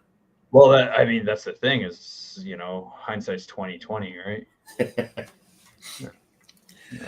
Okay. So back to the brewing. Yeah. So we do grease the lampposts. You do. Okay, good. for those unruly guests. And the thing is, they've put that in ever since I was there. Yeah, that's you were the first unruly guest. Is that what you're trying to say? Well, we know Canadians are so polite, and you had this American come in and drink a lot of beer and talk to everybody. So you talked about the holiday beers that you've got coming up. You mentioned one or two of them. We basically have the two. The two. I mean, we do a couple winter seasonals. It's always tricky doing holiday beers, because as soon as it's Boxing Day, nobody wants it. So we try and keep things a little bit less structurally seasonal in that sense. We've got a annual collaboration we do with a nonprofit called Brewer. That's to promote education. They basically set up a bursary for women in brewing. In the US we call it pink boots. Yeah, there is also pink boots as well. You got pink boots. Okay. Yeah. This is kind of another option. But yeah, we're doing that again. That'll be launched towards the end of January. And we'll be doing, typically, because January and February is a dry January, for some people. I don't know who came up with that. Yeah, I'm just. Neither do I. But it's just all kinds of wrong. I like to meet. I mean, to be honest, from nursing experience, alcohol withdrawal is the only one you can die from. So, just keep drinking. Just keep drinking. The only thing I know is that the person who invented Dry January, they were not from New Jersey. I will tell you that right now. I can guarantee you that. We need more New Jersey implants over here then. Or New England. Yeah. Exactly. But yeah, we'll be doing a possibly everyday IPA. Yeah. An everyday IPA? An everyday IPA. Yeah. So, our take on like a session IPA or right. IPA. You may not drink it all day, but you'll drink it every day. Exactly. The Founders has a beer named that, right? No, they have it all day IPA. Is it all day? That's what I said. Yeah. So they may not drink it all day, but that's where you're every day. I see. Yeah. Right on my head. Yeah. Same, but different. Exactly. It's the same but different. There you go. Speaking of the same but different, I think let's do our top three. Top threes. I think it's time for the top three. What do you think? And top three brought to us by our guests. Top three brought to us by our guests tonight. Our top three, and I'll say this of everybody that's a longtime listener, 4.5 years of the show here. You know damn well what it is, but just to let Azlan know, we do a top three list for two reasons. One, 1933. It's an American thing, not a Canadian. It's an American thing, not a Canadian thing. 1933 was the repeal of Prohibition. Right, so 1933, 2 threes. When we started the list, it was just Dave and I, 2 threes, so 2 3 lists. So top three. Because the Canadians aren't stupid, right? Exactly. Prohibition? What the hell is that? There was plenty of people that never stopped drinking. Okay, it was just illegal. I mean, you just gave us 14 years. There you go. There was a guy I work with. He used to be in the Canadian military, and I asked him once. I said, "So, the first thing." The most important thing to the Canadian military, correct me if I'm wrong, is that if Canada's ever attacked, the military falls back and protects the breweries, right? He goes, "Yeah, absolutely." That's I don't know, but I feel good about that now. Because that's our primary reason for being is to protect the breweries. 100%. Because we know your Air Force, the U.S. Air Force, got everything else, but we're protecting our breweries. Right. Yeah. Exactly. And then the other reason, the second reason, is because a top 5 list would take way too long. So the top 10 list, top 10 list, top 5 would too, because for top 3 we normally do 5 or 6. So top 5 will be 10, top 10 will be 20. This is true. All right. So tonight's top 3 list is top 3 collabs we'd want to do with whom and why. There you go.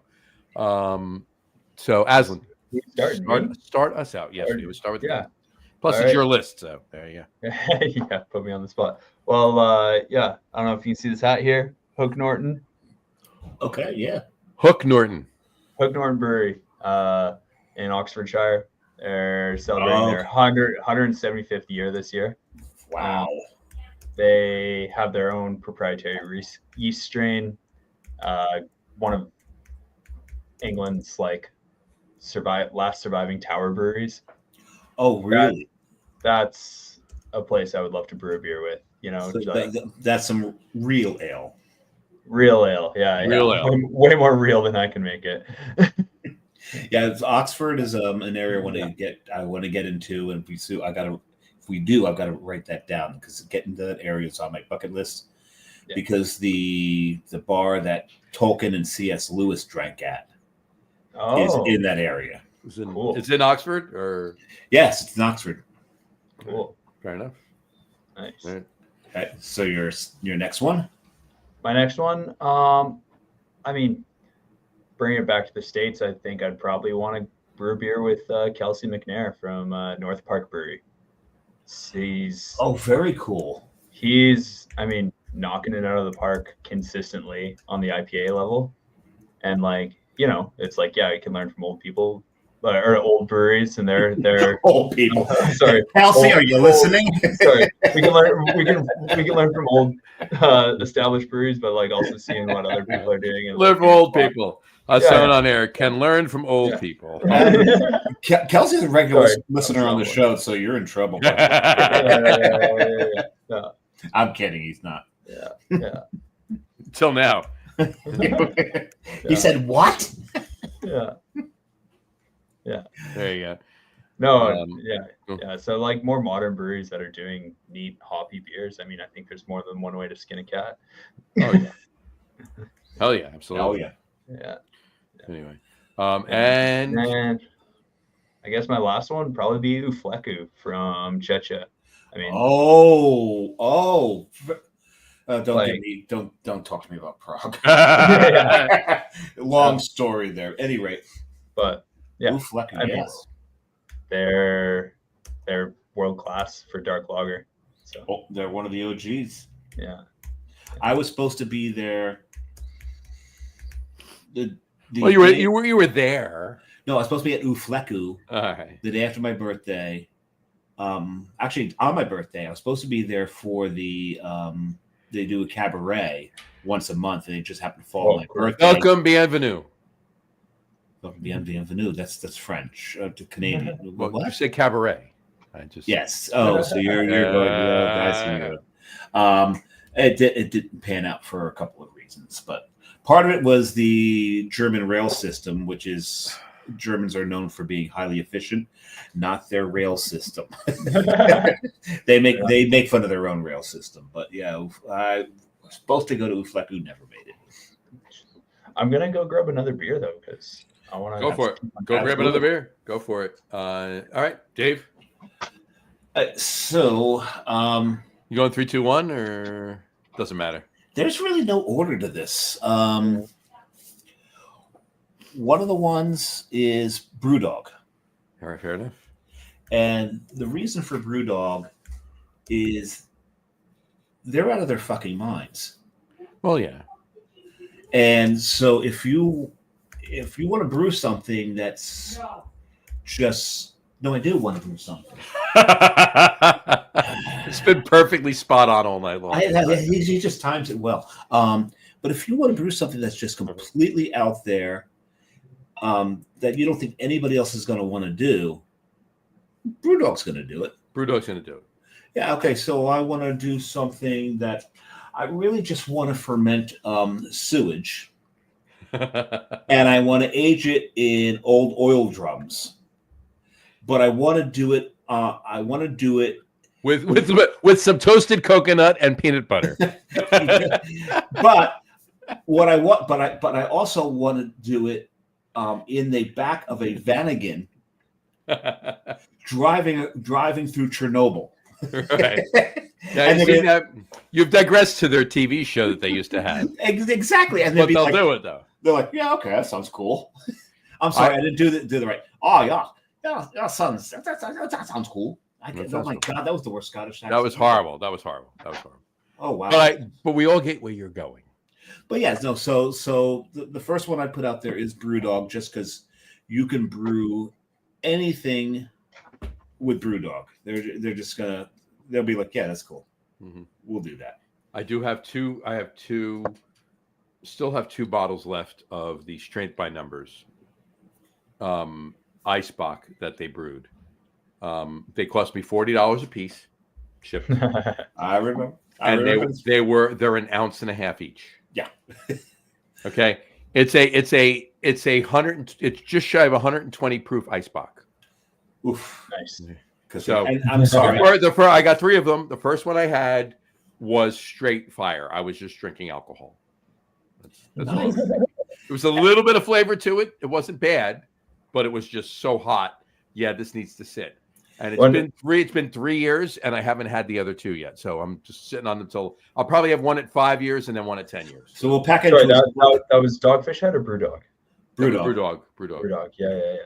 And I'm sorry, no one bought. They did that Sink the Bismarck as well, right? Sink the Bismarck. I never had Sink the Bismarck. I never had Sink the Bismarck. I had Tactical Nuclear Penguin a couple of times. I've had that. Yeah. But Sink the Bismarck. Oh no, this has nothing to do with our war with Germany to do the highest ABV. It's called Sink the Bismarck. You're not fooling anybody. Stop it. So what beer did you grab there, Azlan? Oh yeah, Grodzitsky. You're killing both of us. Okay. So Azlan, you just deserved one of these. I mean, oh my God, Old Ale, the barrel aged porter you had before, the Grodzitsky. Why am I not having it? That's beautiful. Yeah. Okay, so I'm mostly Polish, and I take huge pride in the fact that the first is that the first smoke beers came out of Poland, 100%, not Bamberg. Yeah. And so I drink a Grodzitsky with pride. I don't know if you could see. You see that Giants football right here. Okay, do you see it? Yeah. There's a bottle sticking over the top right there of it, right there. It's an empty bottle. I've washed it out. I keep that bottle. That was my favorite Grodzitsky I've ever had. Is that Schillings? I haven't had yours. It's Schillings. Yeah, Schillings. Nice. Yeah, we love that style. We just had a couple that came back. We are completely sold out of the brewery, and one liquor store I guess wasn't able to sell it, and we pulled it back so we could sell it here, and now I'm drinking it. So there you go. We'll be there. We'll be there to help you. We'll be there. Yeah, if you have a few of them, Dave and I'll come out tomorrow. Yeah. Canada Beer Cup last year got gold for smoked beer. Which nice. I was really impressed with because it's pretty rare that you get a crystal clear. That's how it should look right there. 3.2% smoked beer winning against like smoked porters and stuff. Oh my God, it's 3.2. You went old school on that. That is amazing. We split the beer half into fermented with lager yeast, half fermented with ale yeast, and then blended them back at conditioning. Oh geez. In order to kind of emulate the like true Grodzitsky yeast. That's like a bit of a mix. That's very, very cool. And it's all Polish Lubluski sauce. Now, are you familiar with a Facebook page called This Week in Rauch Beer? Yeah, I think that's the one. There's another rock. I think that's the Rauch Beer one I follow. Yeah. Okay. Yeah. So you need what date? What date? Is it, January 14th. So the person who launched that site, John Hall, he'll be he'll be on our show January 14th. It'll be our third annual Rauch Beer show. Third annual smoke beer show. Smoke beer show. Yeah, not Rauch Beer. Smoke beer show. With John Hall. So we only push this show to the This Week in Rauch Beer page once a year, and it's done that. This will be the third annual. Might have to track down another can of this, and I can send you one out. Oh, that'd be awesome. That'd be amazing. That'd be awesome.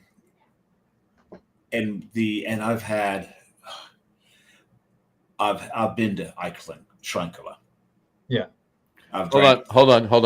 I got something else for you. And I've had the Märzen from the cask. Nice. Because I've had all the beers he's had. I just haven't had them there. He's had them.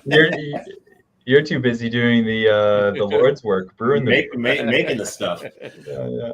But yeah, so the funny thing about that particular Facebook page is John Hall does a podcast with, and I'm going to say it just once, Augie Carton from Carton Brewing, and it's called Steal the Spear. And on it, John Hall's co-host, I'm not going to name him again, there's a reason, we'll explain later, our listeners know, challenged him, said, your juice is so high that you could probably start a smoke beer page that would become very popular on Facebook. And he did it. And after he did it, the amount of Rauch beers brewed in the U.S. started to spike. 100% did. And all we need is validation. Yeah.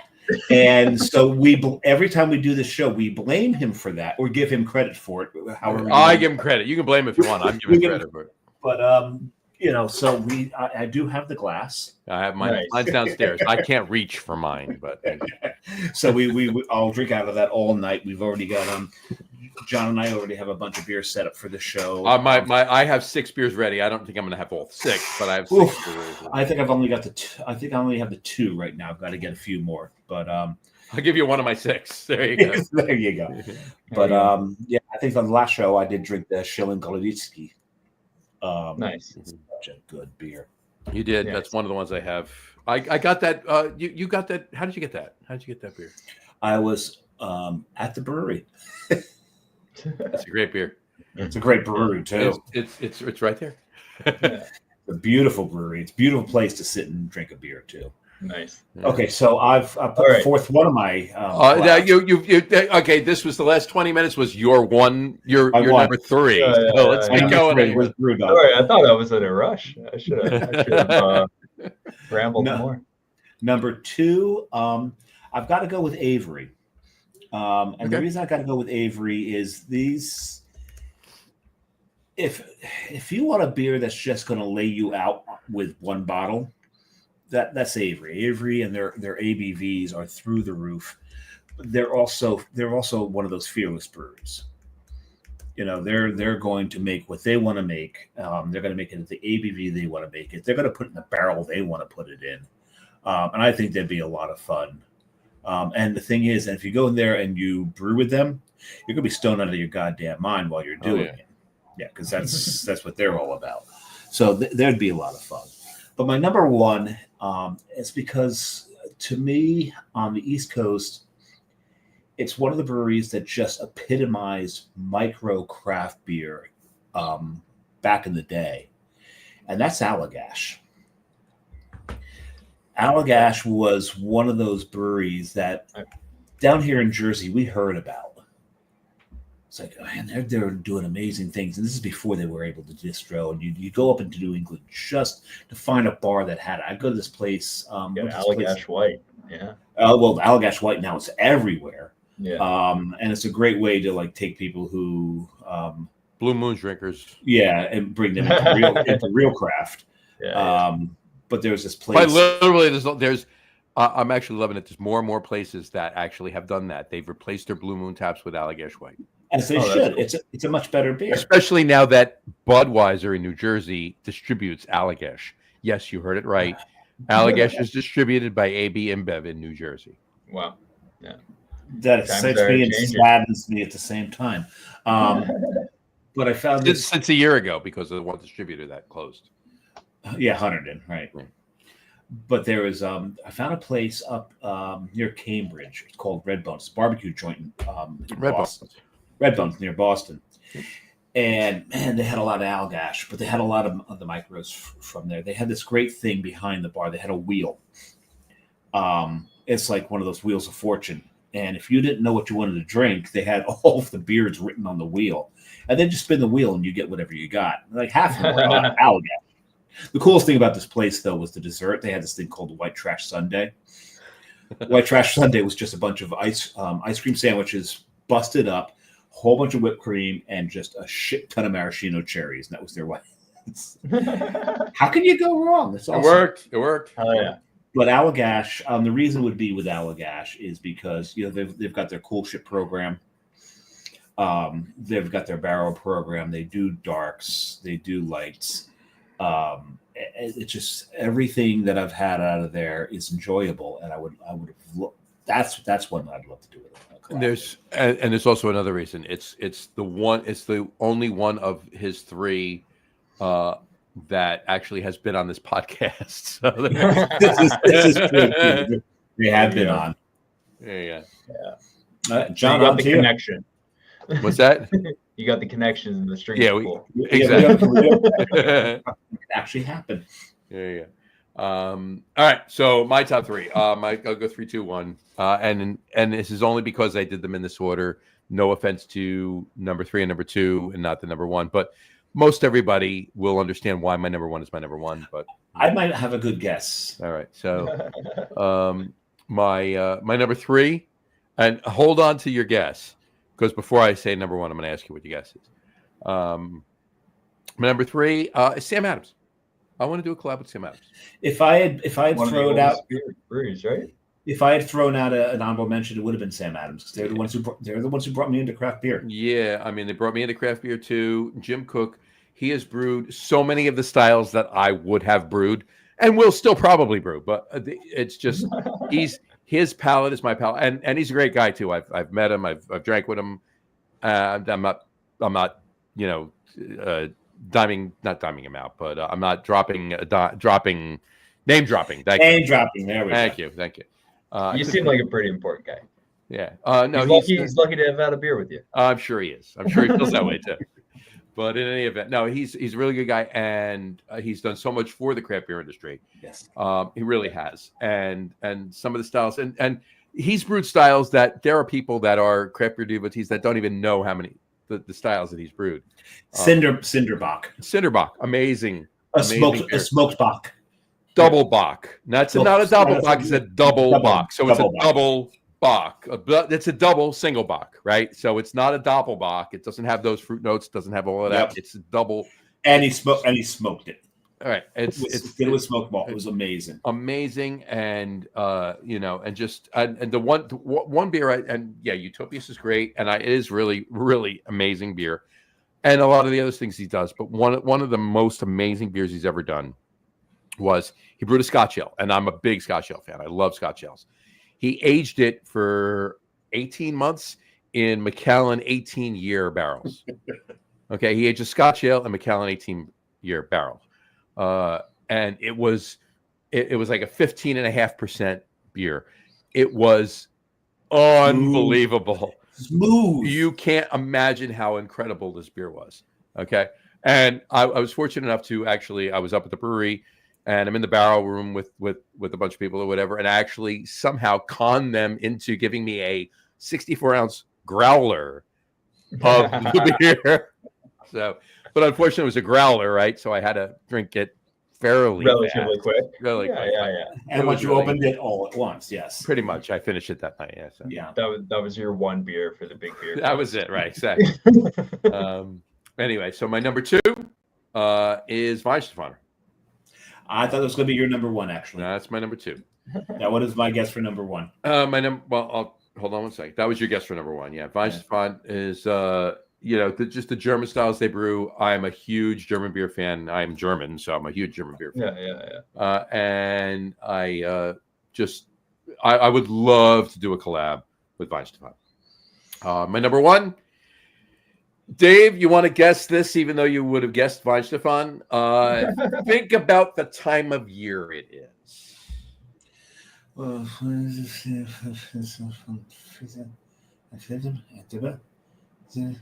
have no idea. Seems like a lot of math.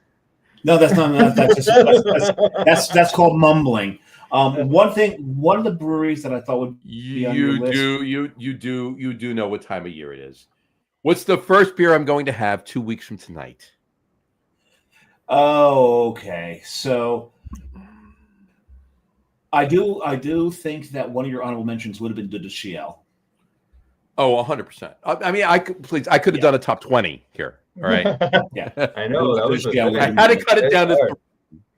So, but doing a collab with Sierra Nevada, I think, is probably very close to the top of anybody's list.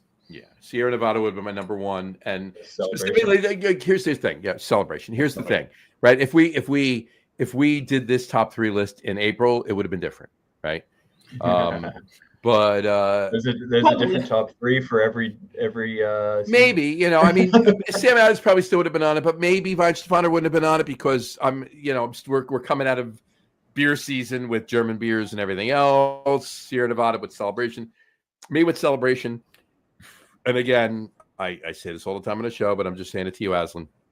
I'm a huge Celebration fan. We do a top 3 list of Christmas sales or holiday beers, if you will. Yeah. And Celebration is always my number one. The other 2 may change, but Sierra Nevada Celebration is always my number one. And the first I used to for years, well, Anchor Steam and Anchor Christmas, that's another whole nother story, right? But for years on Thanksgiving, I always would get up in the morning. It's 7:30, get the turkey prepped. Boom, it's in the oven by 8:30, and at 9 o'clock, I'm putting the parade on and I'm cracking a Sierra Nevada Celebration. All right, that was my for years. That was my first. Since we started doing this podcast, John, be my potty break. Be right back. Go for it. Since we started doing this podcast on the Tuesday before Thanksgiving, 2 weeks from tonight.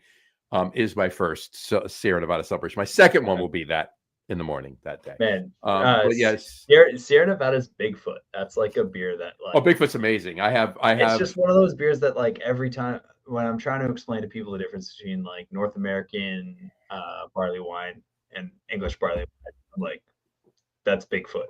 Like the high amount of just like sea hops in such a rich malty beer, and it's like something that shouldn't work. Right. It should never work. Why does it? That's the thing. It's like we do a beer similarly. It's an export India porter, and it's just like so heavily. It's so high on like black patent and roast malt, right? And then just dry hopped heavily with New World hops, and it's like it tastes like Kenyan coffee, cold brew coffee. Like it's insane, and it's like one of those things when I put together this recipe, I'm like, the recipe was something I inherited, and I'm like, this shouldn't work, but it does, and I'm like, I don't feel good about brewing this, and then we do it, and it's like, yep, that's it. It there works. You go. It works. Yeah.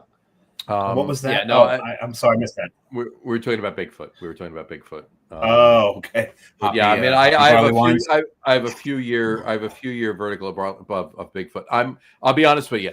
I'm a much bigger fan, much bigger fan of English barley wine. To the point where, I mean, I'll drink an 18%, 22% English barley wine, barrel aged, whatever, right? And a brewery in Jersey. Have you heard of Kane? No, I haven't heard of Kane Brewing in Jersey. I mean, they're big barrel aged Belgian stouts, barley wines, old ales, on and on. And they do a beer every year, Wooden Cleat, and it's aged in Woodford Reserve barrels. So big barley wine aged in Woodford Reserve barrels. It's amazing. It's a really good beer. And no. I thought I had a bottle over there. It's Stack Casks that I have over there. Stack and Casks, yeah. Stack and Casks is a great beer too. Yeah. I have a couple of 2-year-old Wooden Cleats sitting on them, and they actually put them in 250s. They sold them in 250s. Yeah, that's kind of smart. It is very good. I mean, it's 16%, almost 16%. Yeah, absolutely. That's perfect for a 250 is enough for 2 people to split of that high. God, yeah. Right. I mean, at that point, you're drinking them like sherry. Right. Yeah. And that's how those beers are kind of meant to be enjoyed. Like, right. I mean. Exactly. But of the American barley wine style, my favorite is definitely Bigfoot. Yeah. Especially with a couple of years on. It's too hot. It has to. Yeah. No, I can see that. Like, I don't think I've ever had it like super fresh, but I can see like the hops probably are just way too prominent. You got to sit on that. You got to sit on that. At least 2 years. It burns. Yeah. That's the alcohol and the hops both will tear you up. My second favorite American barley wine, and it's not that it's even a favorite beer of mine, but my second favorite American style barley wine isn't even billed as an American barley wine. It's billed. It's Dogfish Head 120. That beer is 100% an American barley wine. IPA your ass. It's an American barley wine. Yeah. So you want to get an IPA up to 18 to 22%. It's a barley wine. Oh, John, I forgot to mention something I wanted to mention earlier. What's that?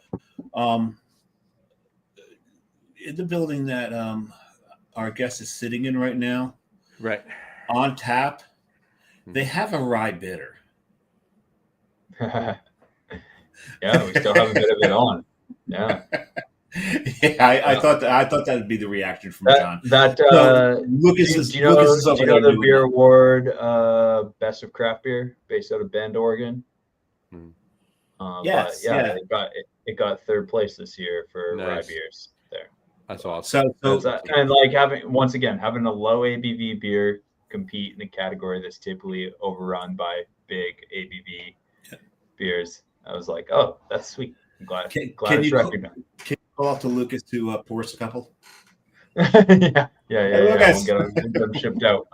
We'll fold them up into milk cartons and get them out. There you go. That's the way to do it. I'm a big fan of rye bitters. That's why I wanted to bring it up, and I completely forgot about it. I'd seen that about an hour ago. So that rye bitter we brewed, and did you get a chance to try that when you were here? Don't remember. No, I didn't. I don't think it was on. It wasn't on in August, was it? Yeah, I think we did 2 batches this year because it won that award, and so you must have been in the gap. But yeah, we brewed that because I so would have ordered that. Yeah, we brewed that beer with a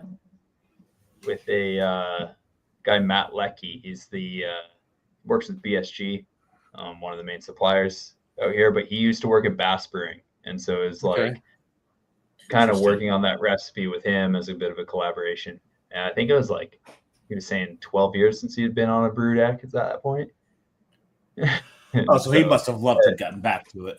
Yeah, it was a blast. Yeah. This was the rye bitter we just did a month and a half ago. Oh, awesome! I saw the can of it in the fridge. Do you? Yeah, we keep talking. I might open a 5th. Yeah. I have it downstairs. I can't read. God, I do have to work tomorrow. The dog needs to be walked early. And my food is sitting downstairs for. This cage isn't for me. This is for we do have a comment. Oh, I know this guy. Brian Boak, cheers, Brian. Cheers, buddy. Cheers, bud. Elliot. Azlan Brian used to own a brewery in New Jersey, closed 8.5 years ago. And still brews beer at home. Brews amazing beer at home. Pull it back up again. So if you see his Facebook profile page, that's his Monster Mash logo for Monster Mash. He just brewed it. He just brewed a batch of it at home too. So yes, he did just 2 weeks ago. Yes, he did. Nice. So he was one of the OG brewers in New Jersey. Yes, he was. And we just saw him last weekend. Not this past Sunday, the Sunday prior at a tailgate for the. There's Dave and Brian together. Yeah, there we are. Oh, look at you two. We're having fun. We know why we're having fun. Your moms would be proud. We're having so much fun right there because the game hadn't started yet. The game hadn't started yet. That's the difference right there. 100%. That's the difference. The beer was pouring. The food. He's got one of the biggest tailgate parties in the parking lot, and we have so much fun when we go there. Such great food, such great beer. Mm-hmm. I'm trying to find that picture. I know where it is. John spends a lot of the time on the show looking for pictures on his phone. Fair. You got to have the relevant context, Absolutely. No, but this it's in the Facebook group, and there's so much shit that goes on in this Facebook group. It'll take me an hour to scroll back to the damn picture. We love the guys in the Facebook group, even though they're a bunch of idiots. Because we're a bunch of idiots. Well, we resemble that remark, so exactly. Yeah. There are friends. So exactly. So this is when he's doing this. We've got to fill airspace. And you're filling it very well. I'm almost back to it, as a matter of fact. We've almost got it going. No, there's a reason that I'm actually going back to it. All killer, no filler, right?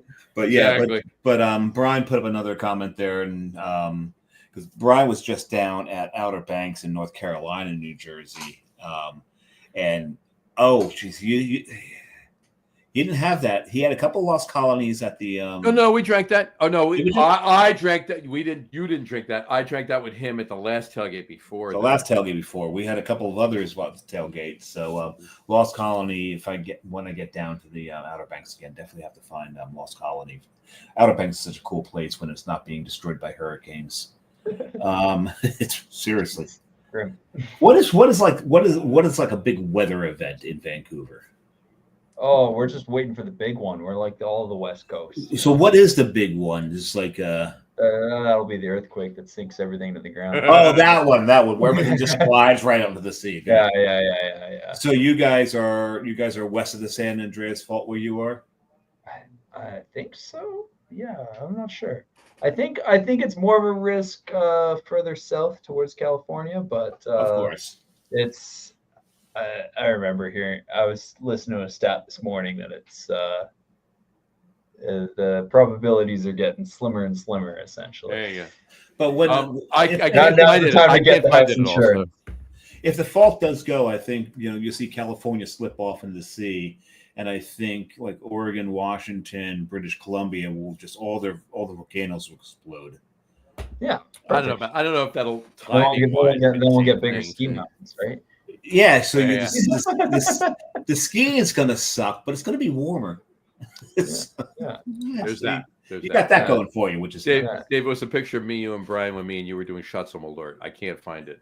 Oh, you can't find that? I can't find it. Where was it? So I've never tried Malort yet. You've not tried? Don't. I've said it many times before. The secret. If I give you any advice. I don't know. I'm one for cultural experiences. I know. Actually, you should try it, and then don't again. I'm typically vegetarian, but when I went to Africa, I felt like I ate the whole zoo. So it's when in Rome. There you go. You go. I was looking for it. I looked for it. You didn't text it to me. Brian didn't text it to me. It was not in the group. I don't know where the hell the picture is. I saw the damn picture. I don't have it, but I don't know where the hell it is. So, you might be talking about. That picture. Yes, that picture. Yes, that one there. That's the one we've got the bottom of Lord, except remove people in background. Who wants me to remove Brian? There you go. Oh, God. I hope that Brian's still watching my phone. My phone hates you, Brian. No, your phone does not hate Brian. It wants it wanted you to remove Brian because he wasn't drinking a shot of Malort. That's why. That's right. He would not drink a shot of Malort. John and I did. We got a few other people there to do Malort. Malort is. I think you made me do 3 shots of Malort at that. I did not. You did 2. You did 2. Was it 2? It was 2. Because it was the first one, and then one camping. You're right. It was 2. You're right. It was 2. When we punished. He said he's the only smart one.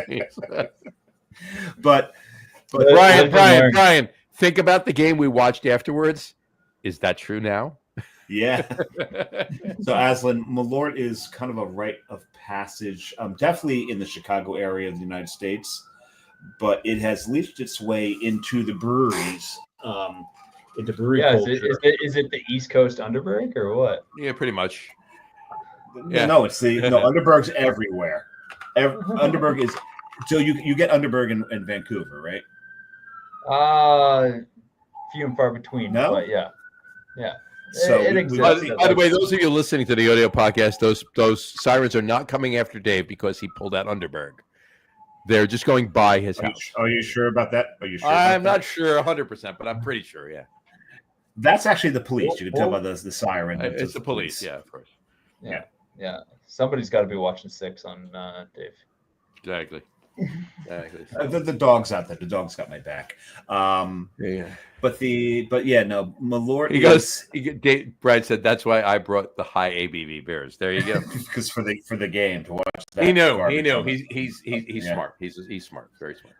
But Malort is a rite of passage. The first time I actually had it was at Hunapoo Day down in Tampa, brought by a couple of guys from a Tallahassee brewery called Proof Brewing.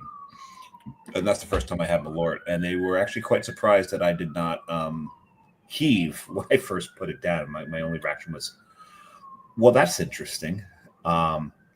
It's really an experience. You have to try it one day, once. I remember. But I have a whole bottle of it over there. If I had to, and this is not exact. This is not exact. But if I had to tell somebody what it tasted like that's never had it before, take Jägermeister and Zambuca and mix them together, and that's what Malort tastes like. I would disagree. It's not nearly as dark, right? Like it's more yellow. Yeah. Oh, there we go. Yeah. So I would say take Jägermeister and add a shit ton of clove to it. Where's the smell of it? There's a little bit of licorice in there. There's a little bit of licorice, but this is mostly clove. Yeah, no, there's definitely clove. There's definitely more clove than licorice in there. Oh yeah. This will put hair on your chest and your tongue. There you go. Everybody likes the furry tongue. But and your face too. Yeah. Well, you don't have to worry about that. You could drink it and no one will know you're drinking it. Yeah. If it'll put hair on my head, I'll do that. But it might. Yeah. But yeah, no. That's anyway, fun. Right. What's coming up? Well, I wanted to ask him one thing. Yeah. So you can. What is your distribution though? Oh yeah. So in BC, we've got essentially like state-run distribution through BC liquor stores. Mm-hmm. You have to be of a certain size and prove that you can sell that much before it's just ran that way. So we're self-distributed at this point, which, to be quite honest, I think we sell quite a bit of beer self-distributed. We haven't made the cut yet to be BC to be government distributed, but we're allowed to sell to whatever we can self-distributed wise. So through private liquor stores and through BC liquor stores within our own distribution area. But now, is the goal to be government distributed or not? I mean, the term is to like get distributed through Store 100. And essentially that means you send your beer by like the pallet load out to a central warehouse, and then the government takes care of your distribution. So you basically get a government. What can go wrong? Exactly. What can go wrong there? Yeah. Make all the money. I mean, yeah, exactly. It's not, that's the hope. It's probably not handled the best, but I would almost want to stay a little bit lower and just self-distribute. Yeah, that's what I'm thinking. There's definitely, there's the goal, but BC's, we're not nearly as densely populated as you guys are. So I mean, to pay a delivery driver to drive as far as he needs to sell one flat, it can be kind of punishing at times. Yeah. With the sales staff and the amount of face-to-face interactions that need to lead up to that. So, I think for a lot of people, their goal is that, and it definitely is a goal for us. For SKUs that we know will sell, we don't want to all of a sudden be distributed way out there. But if you want our beer, the best way is to get it locally within liquor stores. We're pretty widely distributed amongst the lower mainland here in Vancouver. And if you don't see it, request it. So no distro in the US. No distro in the US. That's a whole other nightmare. The Canadian beers I have seen distro down there, the markup on them is kind of inappropriate. And I think a lot of that is just based on what they have to pay to get it done. It's the duties and taxes. Yeah. Exactly. My real job is logistics, so yeah, I get that. Yeah, so I understand why it needs to be charged that much, but yeah, that doesn't seem like a market where then you're sold at a competitive rate when you guys have such incredible beers. That's the nice thing about staying local, Oh yeah, there's service the market you can and being in control of the product where you can. Which is weird because Unibrew is actually quite affordable here. You know, the stuff that we get out of Montreal is quite affordable. So it's interesting that you don't see. I know they're owned by AB InBev, so maybe. But they weren't always, and when they weren't, they were still an affordable beer. Yeah. There's always loopholes, and that's not me. I'm not the guy to figure out those loopholes, at least on that avenue. Yeah, Good de Ciel is, you know, they're not exorbitant in price here. Nice. Yeah, they're not cheap. Fresh Mortel is great. Oh yeah. God. That was on our top 3 list last week. That was my number 1. So there. Yeah. So yes, Porsche Mortel. I've actually drank that at the brewery, John. Hold on, I got it. I'm going for a record here. There we go. I've probably consumed more Pêche Mortel than you ever have, but you had it at the brewery. I had it at the brewery, and that trumps all. There you go. Had it off the tap. I think the biggest finger he ever gave me was here we go. Aventinus off of tap 8, tap 6. At Schneider Weiss. I think he's. By the way, and it was 7:30 in the morning. He woke me up because it was 12:30 there when he sent me the video. When he was, video. I mean, that's on you. You got to set yourself to no notifications at certain hours. He's right there, and I really think that he pulls some muscles. Give me the finger that time. Then I got up and I had to have breakfast with an Aventinus too. I mean, in a bottle. And what did I have for breakfast that day? Did you have bratwurst? I had a bratwurst for breakfast. Of course you did. So there you go. Anyway, what any events coming up next year? Different beers that you know already that you can put out there? Oh, teasers, Jesus. Man, you're expecting me to do like serious production planning. Little teasing. Or just your wish list. Hopefully it gets done, kind of thing. You can even talk about. So I don't know if you guys have any mountain bike fans that are listening to your stuff, but like Vancouver North Shore is known for mountain biking. We've got a lot of bikes that are done here. Last year we did a beer with Paul Brody, which was of Brody Bicycles. Sure. And yeah, we did a big show and shine outside of the street. So we're working on that. Event was great. They used to do an annual event pre-COVID for vintage mountain bikes. So now we're looking at making it an annual event here and being able to host that, awesome. Kind of continue that. So got some things in the works for brewing a special beer for that, as well as have just the theme for this year's show and shine. That's a fun event. It's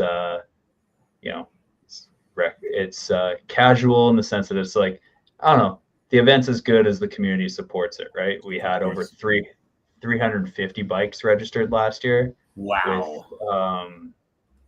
With I think all of the proceeds is like $10 to register the bikes. All the proceeds went to a local community bike shop around here. We brewed a beer with Paul, with his kind of celebrating his inauguration to the Marin County Mountain Bike Museum, and then also celebrating himself. But yeah, that's a fun event. I look forward to it every year. This is like my other nerd aspect. Sure, I nerd out on beer, but vintage mountain bikes is a big thing for me. Skiing and mountain biking kind of do go hand in hand now, I got to tell you. Yeah, I mean, you got to do something on the off season. Exactly. There's no what I'm hearing here, and I like this a lot, is we see in the United States, and now we're hearing that in Canada as well, is how the craft beer community is so part of the community. That's a big part of it. Sure. And just the charity work, the events that are put together, working with these special interest groups just to raise the money and make sure that they can keep going. That's just awesome. Yeah, and I think like with a lot of that too, it's just like, I mean, the pub has always been a community-based space. Yeah. So just like making sure that's part of the brewery and bringing that to it. Like, I mean, yeah, sure, it's the social lubricant, but it could be the social lubricant for good. Yeah. 100%. Absolutely. As it should be, yes. And a lot of times it is. It really is. Yeah. You know? Yeah. So I think, I just growing on that. I mean, that's a big part. Everybody who works here and like the owners, everybody is from this neighborhood. Like there's a reason the brewery is here is because we hate commuting. Because we like our neighborhood. Yeah, same diff. Not what I was expecting, but works very well. We're from New Jersey. We get it. Yeah. But it's pretty cool. Like, and sometimes like the community takes all shapes and sizes. So whether we're collaborating with bike shops and the local bike community, or whether it's Bay Brew is like one thing we've been doing lately that's been a lot of fun. And sure. The toy drive, all these things. It's like a rising tide lifts all boats, right? Oh yeah, love it. Yeah. Love it. Love to hear love that. It. Love it. All right. Yeah. Not all right. Love it. Just love it. Love. Yeah, just love it. Love space. Yeah. Yeah. Only one T. Only one T. There you go.